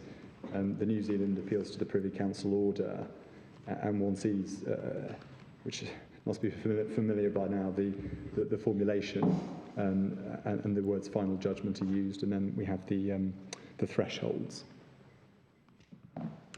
And moving forward in the case to page 440, and taking up the narrative at F, first substantive paragraph, it seems to their lordships that the petitioner cannot be deprived of a right of appeal solely because the trial was divided into two parts. The first part dealing with the compromise issue and cancellation issue, and the second part, so far as necessary, dealing with the misconduct issue. And then it goes on to mention White and Brunton, which was an English decision of the Court of Appeal, where although the applications test was being used, in effect it was held that a decision after a preliminary issue or a split trial, part one, was a final order for the purposes of a right of appeal.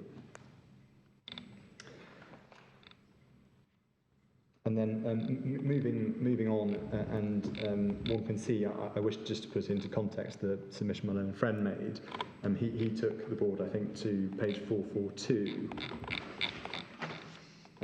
And it's important to appreciate that what my learned friend took you to was sort of part of the reasoning, where what had happened was the New Zealand Court of Appeal had considered that effectively the part one of the preliminary issue could be treated a bit like summary judgment, and the board didn't consider that was an appropriate analogy. So what one sees that at halfway up page 442. We've got the decision of Cook P. That talks about it being a notoriously difficult area, and then wishes to proceed by analogy. And he refers in the course of that to the position taken in England about summary determination. And taking things up at F, there are cases, including the authorities to which Cook P referred, in which an order apparently final has been treated as interlocutory, so as to deprive a litigant of a right of appeal, or so as to restrict such a right. In Hunt and Allied Baker's, Lord Evershed MR said, "I'm left in no doubt at all that rightly or wrongly orders dismissing actions, either because they are frivolous and vexatious, or on the grounds of disclosure of no reasonable cause of action, have for a very long time been treated as interlocutory. The cases to which Cook P referred are to like effect, but their lordships do not accept that any analogy can be drawn between those cases and the instant case. In each of the cited authorities, the court had come to the conclusion that there was no issue proper to be determined. To allow a litigant to appeal would only be to encourage unnecessary expenditure of time and money.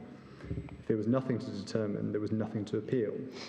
In the instant case, the decision of the Court of Appeal finally disposed of separate issues which had been pleaded, entertained, supported with evidence, argued and considered." And then they go on to consider, therefore, that was a final order. It's not really a deference case, but I suppose it may be that there was no relevant local authority. Yes, it may be. It may be. I mean, it's really a case on the merits of whether or not a decision on at the end of a trial of a preliminary issue is final or interlocutory. Is to be considered as final or Treated interlocutory. as a sort of as a scientific lawyer might do. Indeed. But did the New Zealand courts seek to apply and misapply the applications test? Yeah. Is that? Yeah. Yes, that does seem to be what's going on, because one sees what effectively one sees at page 442. So there was no issue that it was the applications correct test. No. It's just that the question here was how is that test to be applied in a situation where you have two parts to a proceeding. And what the board was doing in this case was it was disagreeing with the analogy that was being drawn by the Court of Appeal in New Zealand, which sought to draw an analogy with summary judgment decisions and saying that they were interlocutory. The board said no, this is final because, and one sees at the bottom of 442, there's this notion that effectively, and this may be to do with the distinction that my learned friend made about Part 8 proceedings on the one hand and drawing an analogy with summary judgment on the other. In my submission, the two aren't remotely comparable, because even if the question before the court is one of construction as part of a Part 8 claim, it simply isn't the same process as the court is going through when it's deciding a summary judgment application. At the end of a Part 8 claim, you have a trial, and it is a trial properly so called, whereas a summary judgment application is not by any stretch a trial.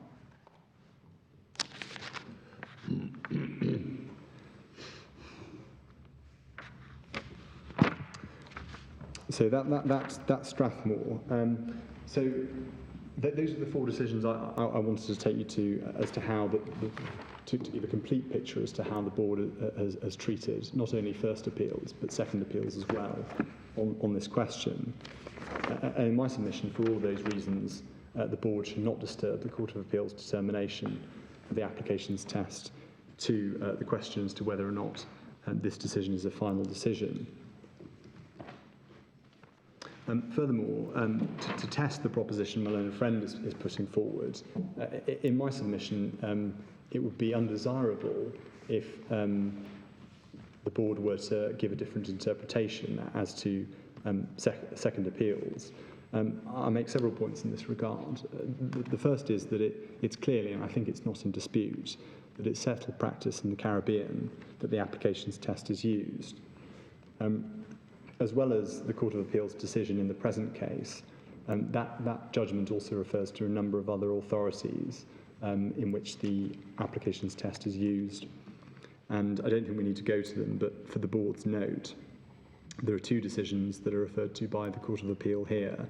One is Sylvester and Singh, and that's summarised at paragraph 6 of the Court of Appeal's judgment. And again, we don't need to go to it, but it's at page 65. And again, for the board's note, the decision itself is at page 444. Much like the present case, that was an order which prevented the proceedings from continuing without a trial, and the claim was struck out. For completeness, it's worth noting Sylvester and Singh was a case which concerned not the construction of the 1967 order, which we're concerned with, but one which was construing similarly worded legislation that governed first appeals. So Sylvester. Which legislation was that? That was called the Eastern Caribbean Supreme Court Act 1970. And section 30, subsection 4 is the correct section, is it? I would have to come back to you on that. That was the relevant main piece of statutory legislation. And the second case is called Pentium BVI and Bank of Bermuda. That's mentioned at paragraph 16 of the Court of Appeal's judgment at page 69. Unfortunately, the full judgment in that case isn't in the bundle. There is a judgment of the same name at page 405, but unfortunately it's not the right one. There were two Court of Appeal decisions. There was the appeal itself, and then there was the decision on this point. I have copies with me, but it's not in the bundle, I'm afraid. Where's that referred to? Sorry. That's at paragraph 16 of the Court of Appeal's decision, page 69 of the bundle. Pentium.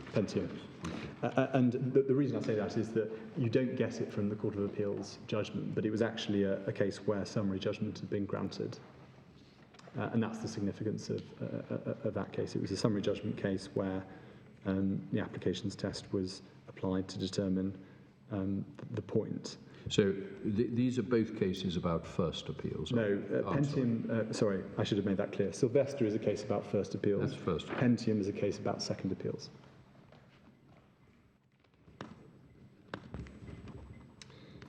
So you'll But a provide us. decision, I can provide that, yeah. I've got it with me. decision of the local Court of Appeal, Yes, which didn't then get challenged before the board. no. I see. So one thing, this is really just to support my proposition that it is absolutely the practice as far as the BVI Court of Appeal is concerned, it's the practice at both first appeal level and second appeal levels for orders that, if I can put it very broadly, determine a case without allowing it to go to trial. So summary judgment or strikeout, things of that character. Perhaps at this stage I should mention, given that we're talking about the law of the Eastern Caribbean, I should probably mention my learned friend's reliance on the Mayer and Baines case, which he took the board to. It's perhaps worth just having it open. It's page 392 of the bundle.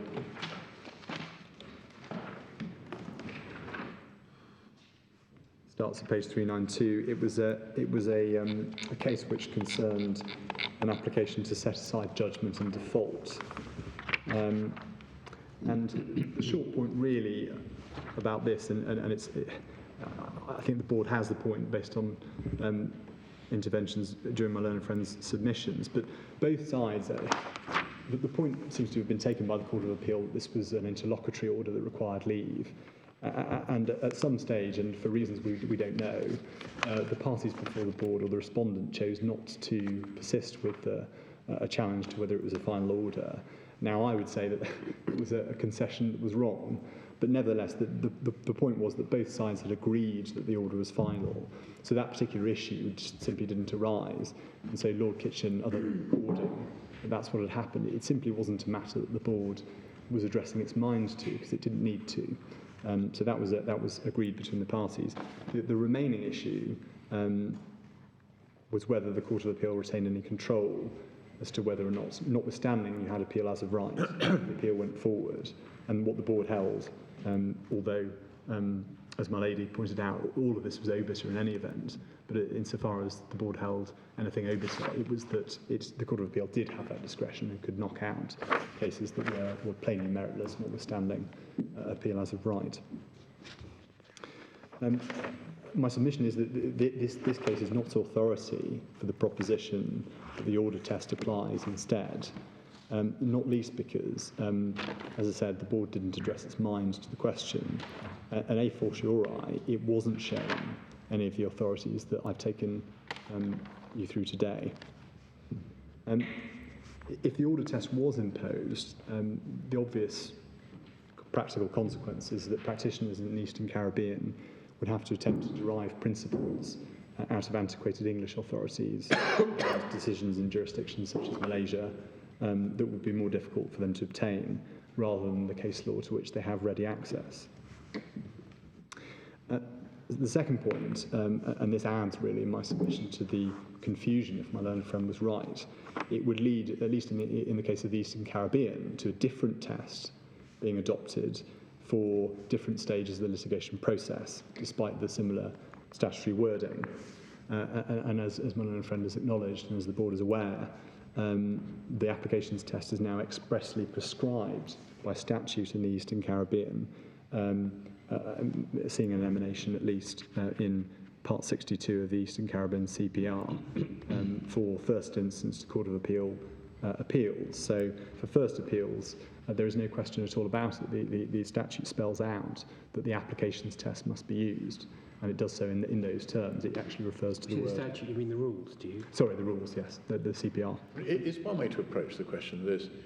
You can't, however hard you stare at the words final decision in the relevant statutory instrument, get out of the statutory instrument whether you should apply the applications or the orders test. Indeed. Indeed, by the time of the statutory instrument, I can't remember Lord Denning's famous, no, I think he might have come slightly later in Salter Rex. Salter Rex, I think. But in any event, it was already one of those sort of bookish questions to which there was no logical answer.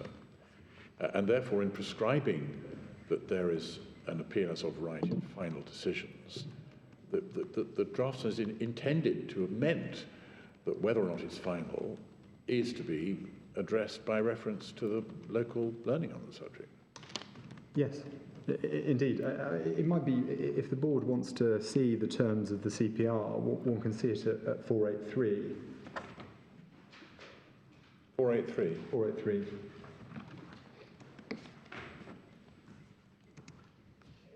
It's not even it couldn't really be clearer. 483, you've got, in this part, it's 3A, little 3A. A determination whether an order or judgment is final or interlocutory is made on the application test.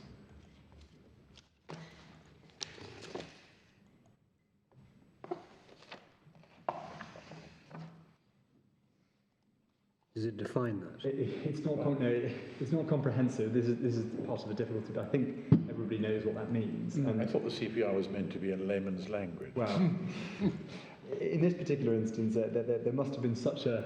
It must have been so well understood by legal practitioners. Doesn't B provide the answer? Yes, B is the sort of spelling out, yes, indeed, Yes. of the test. And then one sees the consequence, as it were, of the categorisation of final or interlocutory throughout the rest of the rules. So appellants from interlocutory appeals have to make their appeals in a certain way and within a certain time and so on. And these are rules, aren't they? And presumably laid before Parliament or what? Or what? I'm afraid, my Lord, I'm not quite sure exactly, and I also but it's not legislation anyway. No, but this will have been backed by some primary legislation, but I'm afraid I don't have at the tip of my tongue what the provision is. But at any rate, in my submission in practice, clearly this is the test that is to be applied for first appeals. Yeah. And in my submission, there's no principled basis for a different test being applied at different stages. In both cases, as far as the board is concerned, it is considering and applying and interpreting the procedural law of the specific jurisdiction. And here, the answer has been prescribed by statute, at least for one stage of the litigation process. And so again, if my learned friend was right, on a practical level, practitioners and judges would have to become familiar with two different bodies of law, bodies of case law, that come to different conclusions about the meaning of basically the same words. The third point I have make is that, as Lord Sumption said in the jackpot case, a statutory provision which grants leave to the board as of right should be strictly construed. And as a nod to what Lord Denning said about the two tests in Salter and Rex, Lord Esher's test, in other words, the applications test, was right in practice. And I say there are good practical reasons why appeal courts have preferred the applications test to the order test, including avoiding large numbers of appeals as of right to the board.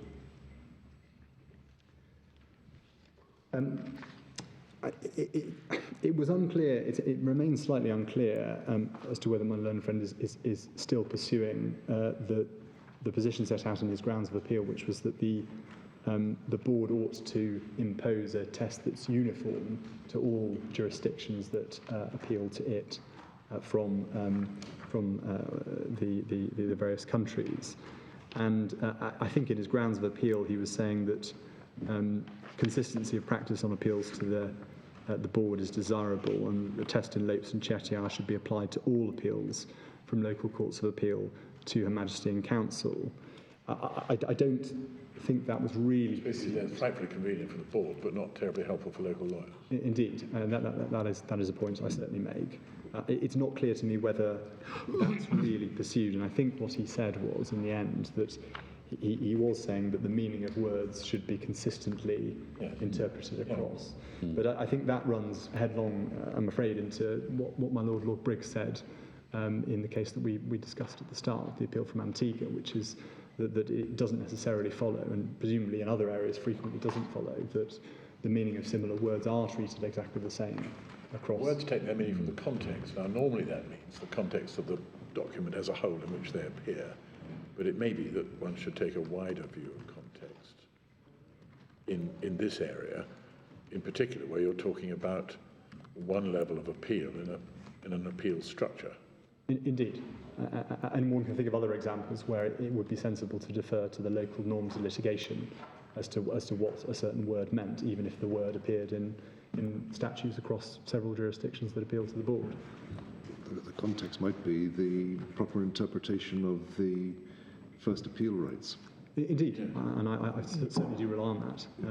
It's not necessarily, I'm not saying the answer is statutory, but one has to look at this coherently as a whole.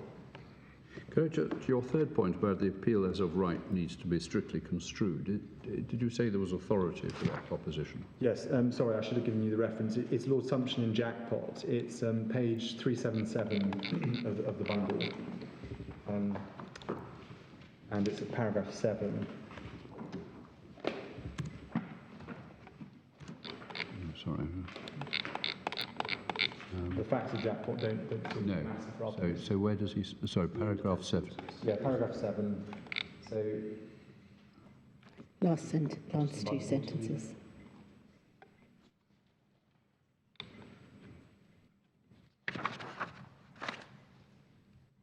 For this reason. So the reason is that it's an exception from a general right to appeal with leave. I think that's what he's getting at, actually. Isn't he saying that because you can still have special leave, that's reserved and saved, the as of right leave provision should be strictly construed? Yes. It's my lady's point from earlier during my own friend's submission, which is that it's not. There's no injustice because it's not the end of the road. You still have your opportunity to seek leave from the board. You just can't have it as of right. And that, in my submission, what Lord Sumption is saying is that because that's the exception to the general safety valve that the board has to permitting appeals to come up, it should be narrowly construed. But the problem with that as a proposition is that argues in favour of having a consistent interpretation across all provisions. Well, I mean, because it would apply across all these provisions. well, I can see that you can say that the answer that is arrived at by the Eastern Caribbean Court of Appeal produces no injustice. I understand that. But to say this is a principle of construction, I don't see how you then apply it in some cases and not in others. Well, I think what I'd say is that insofar, and I don't think the board does need to adopt a unified approach at all, and shouldn't for good practical reasons. But if it leans anyway, it leans towards the applications test and not the order test, because. But you're not inviting us, are you? No, I'm certainly not. What I'm saying is one needs to bear in mind this principle of construction, and that if anything, it favours an approach which limits the number of appeals as of right. That suggests that those jurisdictions which say that the order test applies are getting it wrong. Well, I'm not here to argue anything about those jurisdictions. We're focused here on this one, and in my submission, I say that all roads lead to the same place on that. So, I mean, insofar as my learned friend is submitting that there should be a unified test, in my submission, it's not necessary for the board to do so. It's not the approach that the board has taken historically, and of course, local statutes might have slightly different wording as to the provisions, so it could give rise to all sorts of pieces of satellite litigation about whether or not wording in one form was the same as wording in another, and it simply isn't practical in my submission to have one unified test.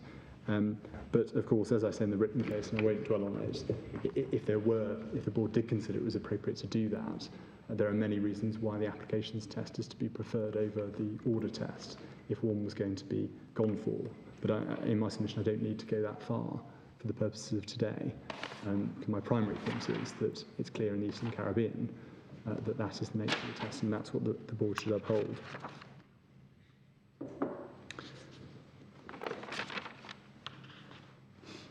So that's what I was going to say about my friend's route. I think I probably just need to deal with two of the cases that he did take you to, the Lopes and Chettiar and the Ratnam case.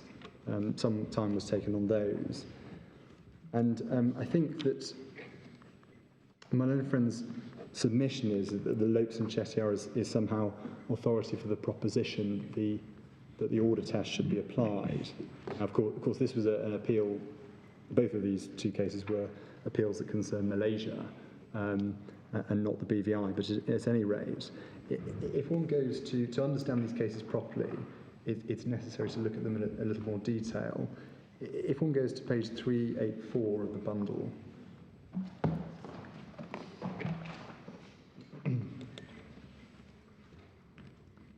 this is the start of the report. Over the page at page 385. Doesn't it make sense to start with Ratnam?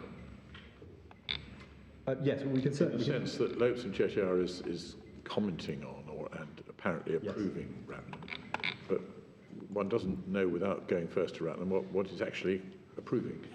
Indeed, indeed. Let's go to Ratnam. It's at page 411. The report starts.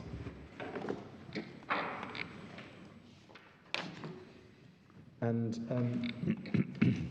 what had happened in that case was that the appellant had failed to file the relevant documents by a certain date, and the appeal was consequently struck out. And one sees at page 414, on 50. Page what, sorry? 414, sorry, it's at C. The Court of Appeal heard and dismissed the application. This was an application for an extension of time for filing the relevant documents, the appeal. Subsequently, the Court of Appeal held that the order dismissing the application was a final order, in that it finally disposed of the rights of the parties, and accordingly the appellant did not require leave of the Court of Appeal to appeal to the board. Now, that's of course a reflection of, well, either it was the pre-existing Malaysian practice or it became it as a result of this test, of this case.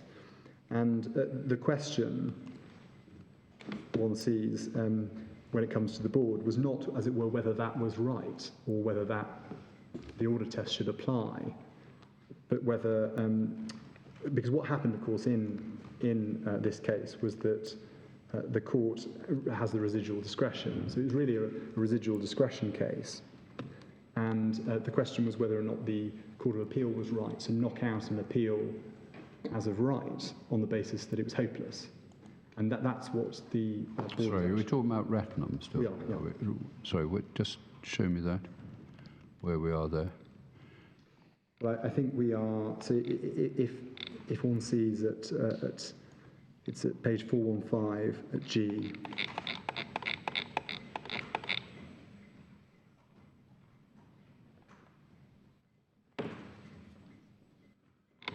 At G to H.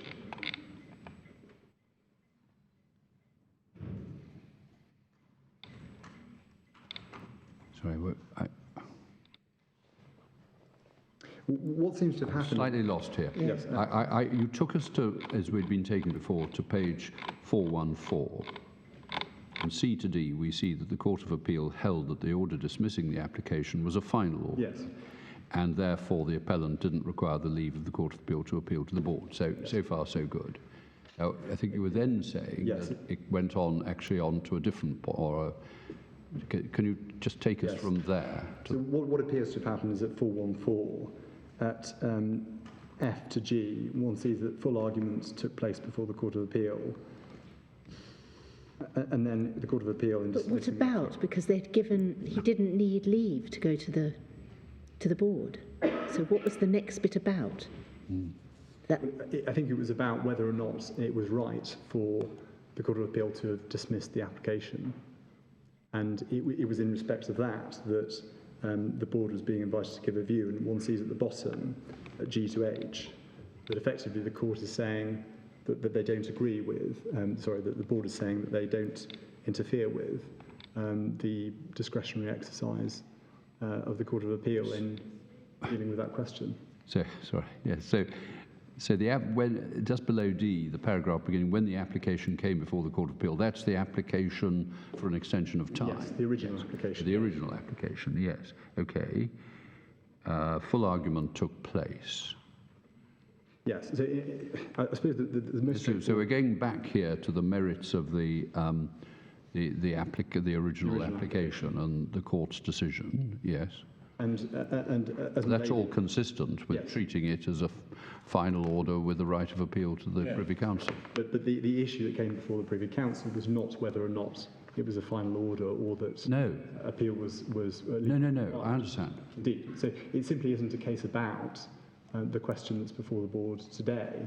And what one sees really is that the board, in their conclusion, and they're reviewing here the determination of the Court of Appeal. I see. So there's nothing more about whether there was a right of appeal or not. The board didn't. Nobody questioned. No. They didn't need to, because of course it wasn't a question of needing leave. So the Court of Appeal refused to extend time. They exercised discretion not to extend time. They said that was a final order. There was an appeal to the board, and the board either, well, they dealt with the appeal on its merits On its merits. Yes, and they dismissed the appeal. Yes. and dismissed it. So, The board applied a kind of deference test, but not the one we're concerned. no, indeed, the deference on discretionary exercise by the Court of Yeah, Appeal. right. Indeed. So it simply isn't a case about the question, and one can't really derive from this some sort of approval that the board has given to the application in Malaysia of the order test. Again, it's a bit like the appeal from Antigua, where the board simply wasn't asked to determine the question and had no reason to, at that stage, interfere with the way in which the Malaysian court had come to that conclusion, that it was a final order. The matter was already before the board at that stage. So that's Ratnam. So Ratnam really isn't a case about this question at all. So insofar as it's referred to in Lopes, it doesn't take my own friend anywhere. And then turning then back to Lopes at page 385.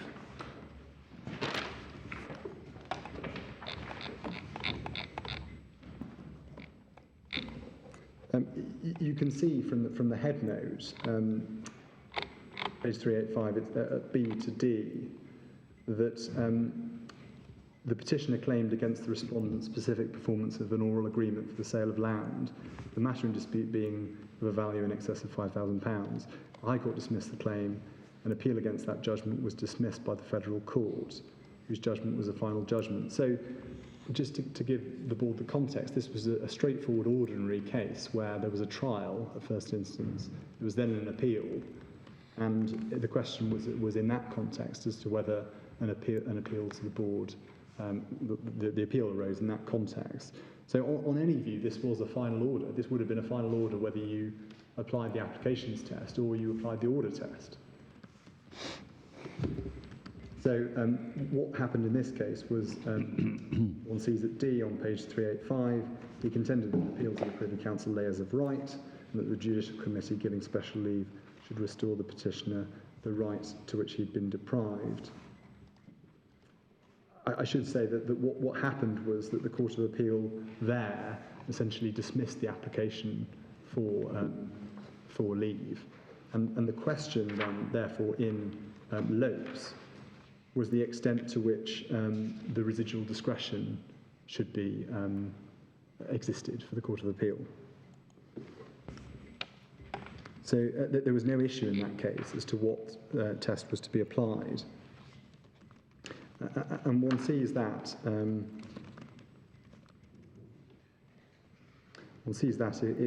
if one goes to page 390. At the bottom of the page, the judgment of the Federal Court, this is at G, dismissing the appellant's appeal was a final judgment when the matter in dispute was of a value in excess of £5,000 and the appeal involved property worth more than that amount.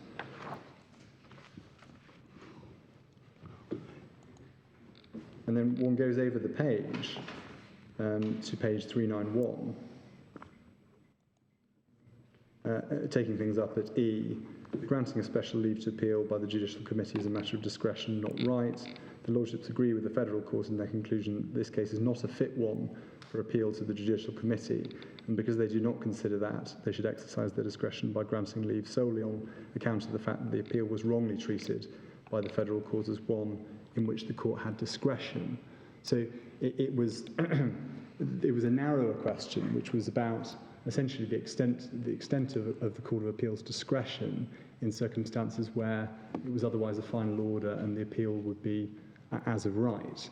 And it was about the ambit of that discretion and the conclusion that the board reached in that case was essentially that there wasn't.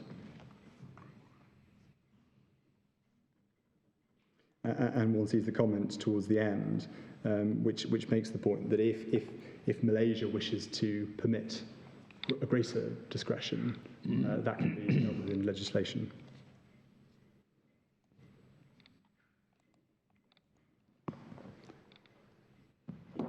Of course, we know. So the board said that the Court of Appeal didn't have a discretion, but they exercised the discretion, so that was this appeal. Yes. And of course, we know from the other cases that we've looked at that there is a residual discretion both at Court of Appeal level and at the board level, where in cases where there's an appeal as of right, for truly hopeless appeals, there is that residual discretion to knock them out at that stage. And on that point, as you'd have seen from my written case, I would urge, even if we were wrong, the board to exercise that. Yeah, well, that's I won't pursue it today. and that's not for today. May I just see if there's anything else?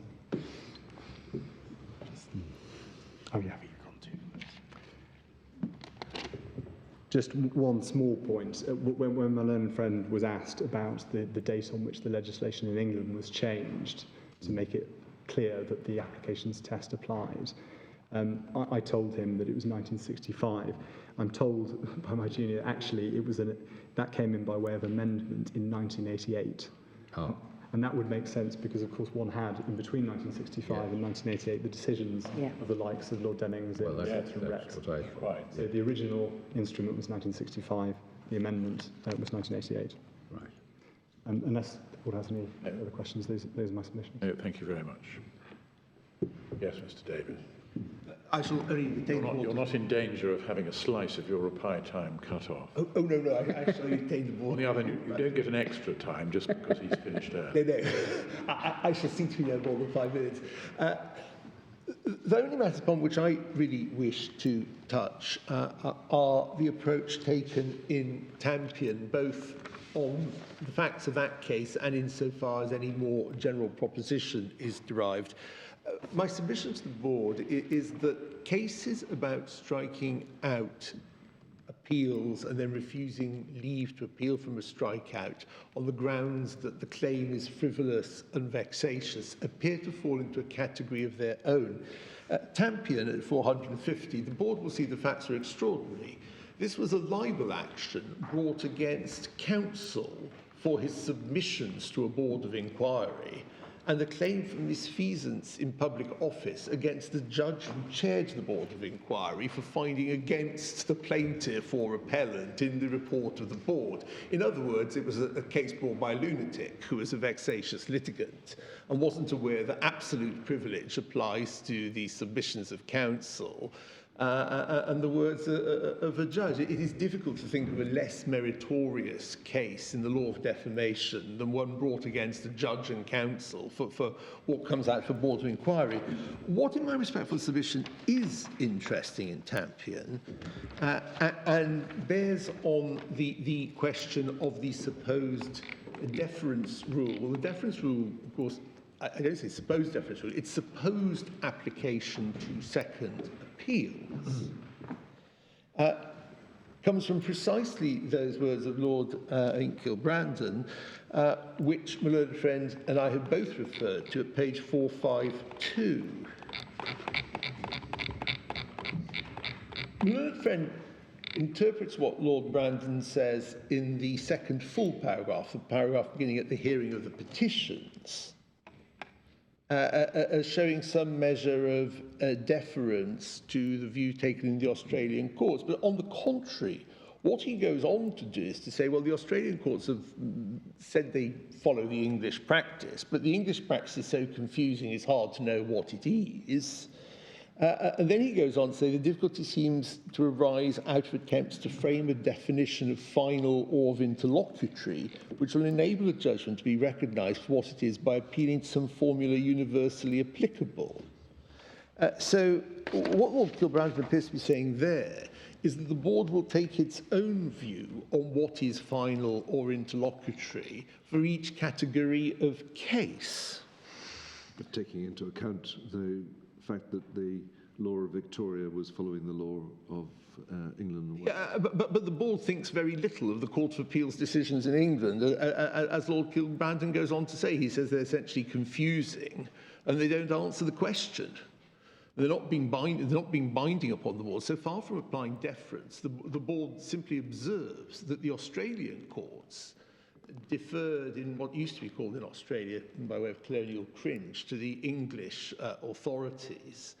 And he, noting that practice in the Australian courts, doesn't, as I say, approve, really, any of the English authorities. He simply says the question of whether an order is final or interlocutory needs to be considered on the facts of every particular case. I do submit is quite noticeable that this is pursued in relation to frivolous and vexatious appeals. Going back to Lord Mance's book, this can be seen at paragraph 305A, at page 503.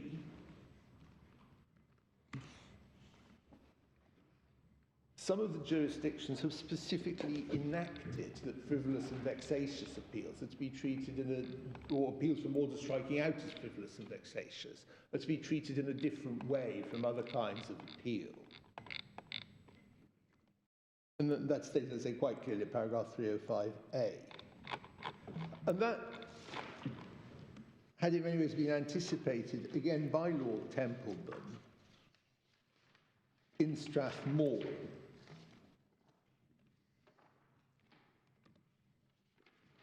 As can be seen at page 442.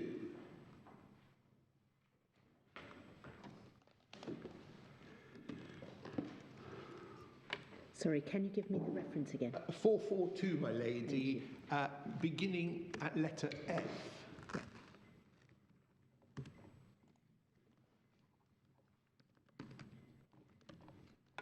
Where orders dismissing actions, Lord Templeman approves the words of Lord Evershed in Hudson Bakeries, that orders dismissing actions either because they are frivolous and vexatious or on the ground of disclosure of no reasonable cause of action have for a very long time been treated as interlocutory. Then he goes on to say that no analogy can be drawn between those cases and the instant case. I entirely accept, as my Lord Briggs observed in the course of argument, that these are cases at the opposite ends of the scale.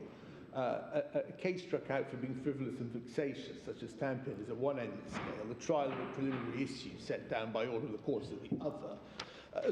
The category of order with which my lords and my lady have fared today is intermediate. It's not at either end of the scale.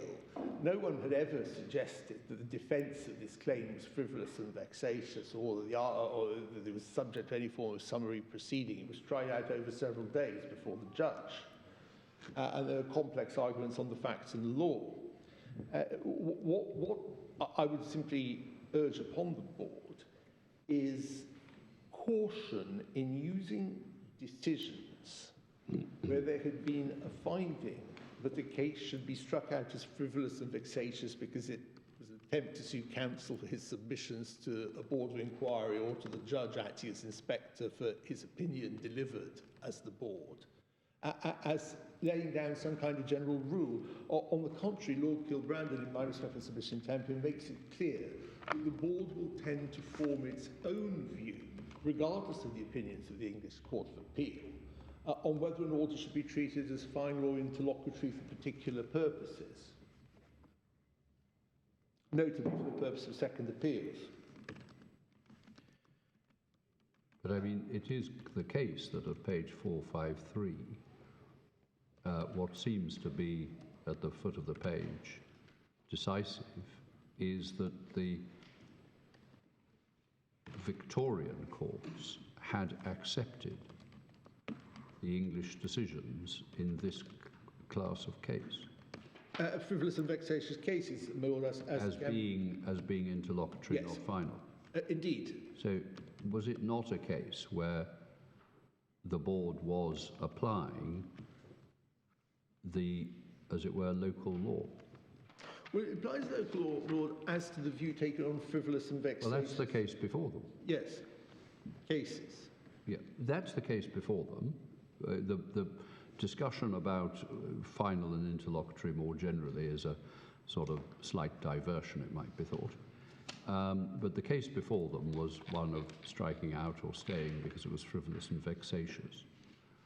They examine the authorities, they conclude that the courts of Victoria have followed the English decisions, and that being because the English decisions are accepted as correctly representing the law of Victoria, their lordships are not prepared to advise that leave to appeal on this point ought to be given. I follow that, my lord, but I do submit that this is because frivolous and vexatious cases tended to be treated as a class, have tended to be treated as a class apart, and indeed it's why what Lord Templeman says in Strathmore. I simply urge some caution. Some caution, yes. Some caution, and I say that both Tampion and Strathmore, and indeed, coming relatively right up to date, the statutory amendments made and discussed at paragraph 305A of Lord Nazir's book show that they are treated in that way, and indeed they've come to be treated in that way by legislation in many of the jurisdictions from which the board entertains appeals. Unless I can assist the board further, I shall not waste its time by repeating submissions I have already made. Thank you very much. Thank you, my lord. We're most grateful to the council for their hard work in preparing really full, helpful cases, written cases on this preliminary issue, and for their engaging and helpful further oral submissions. The board will take time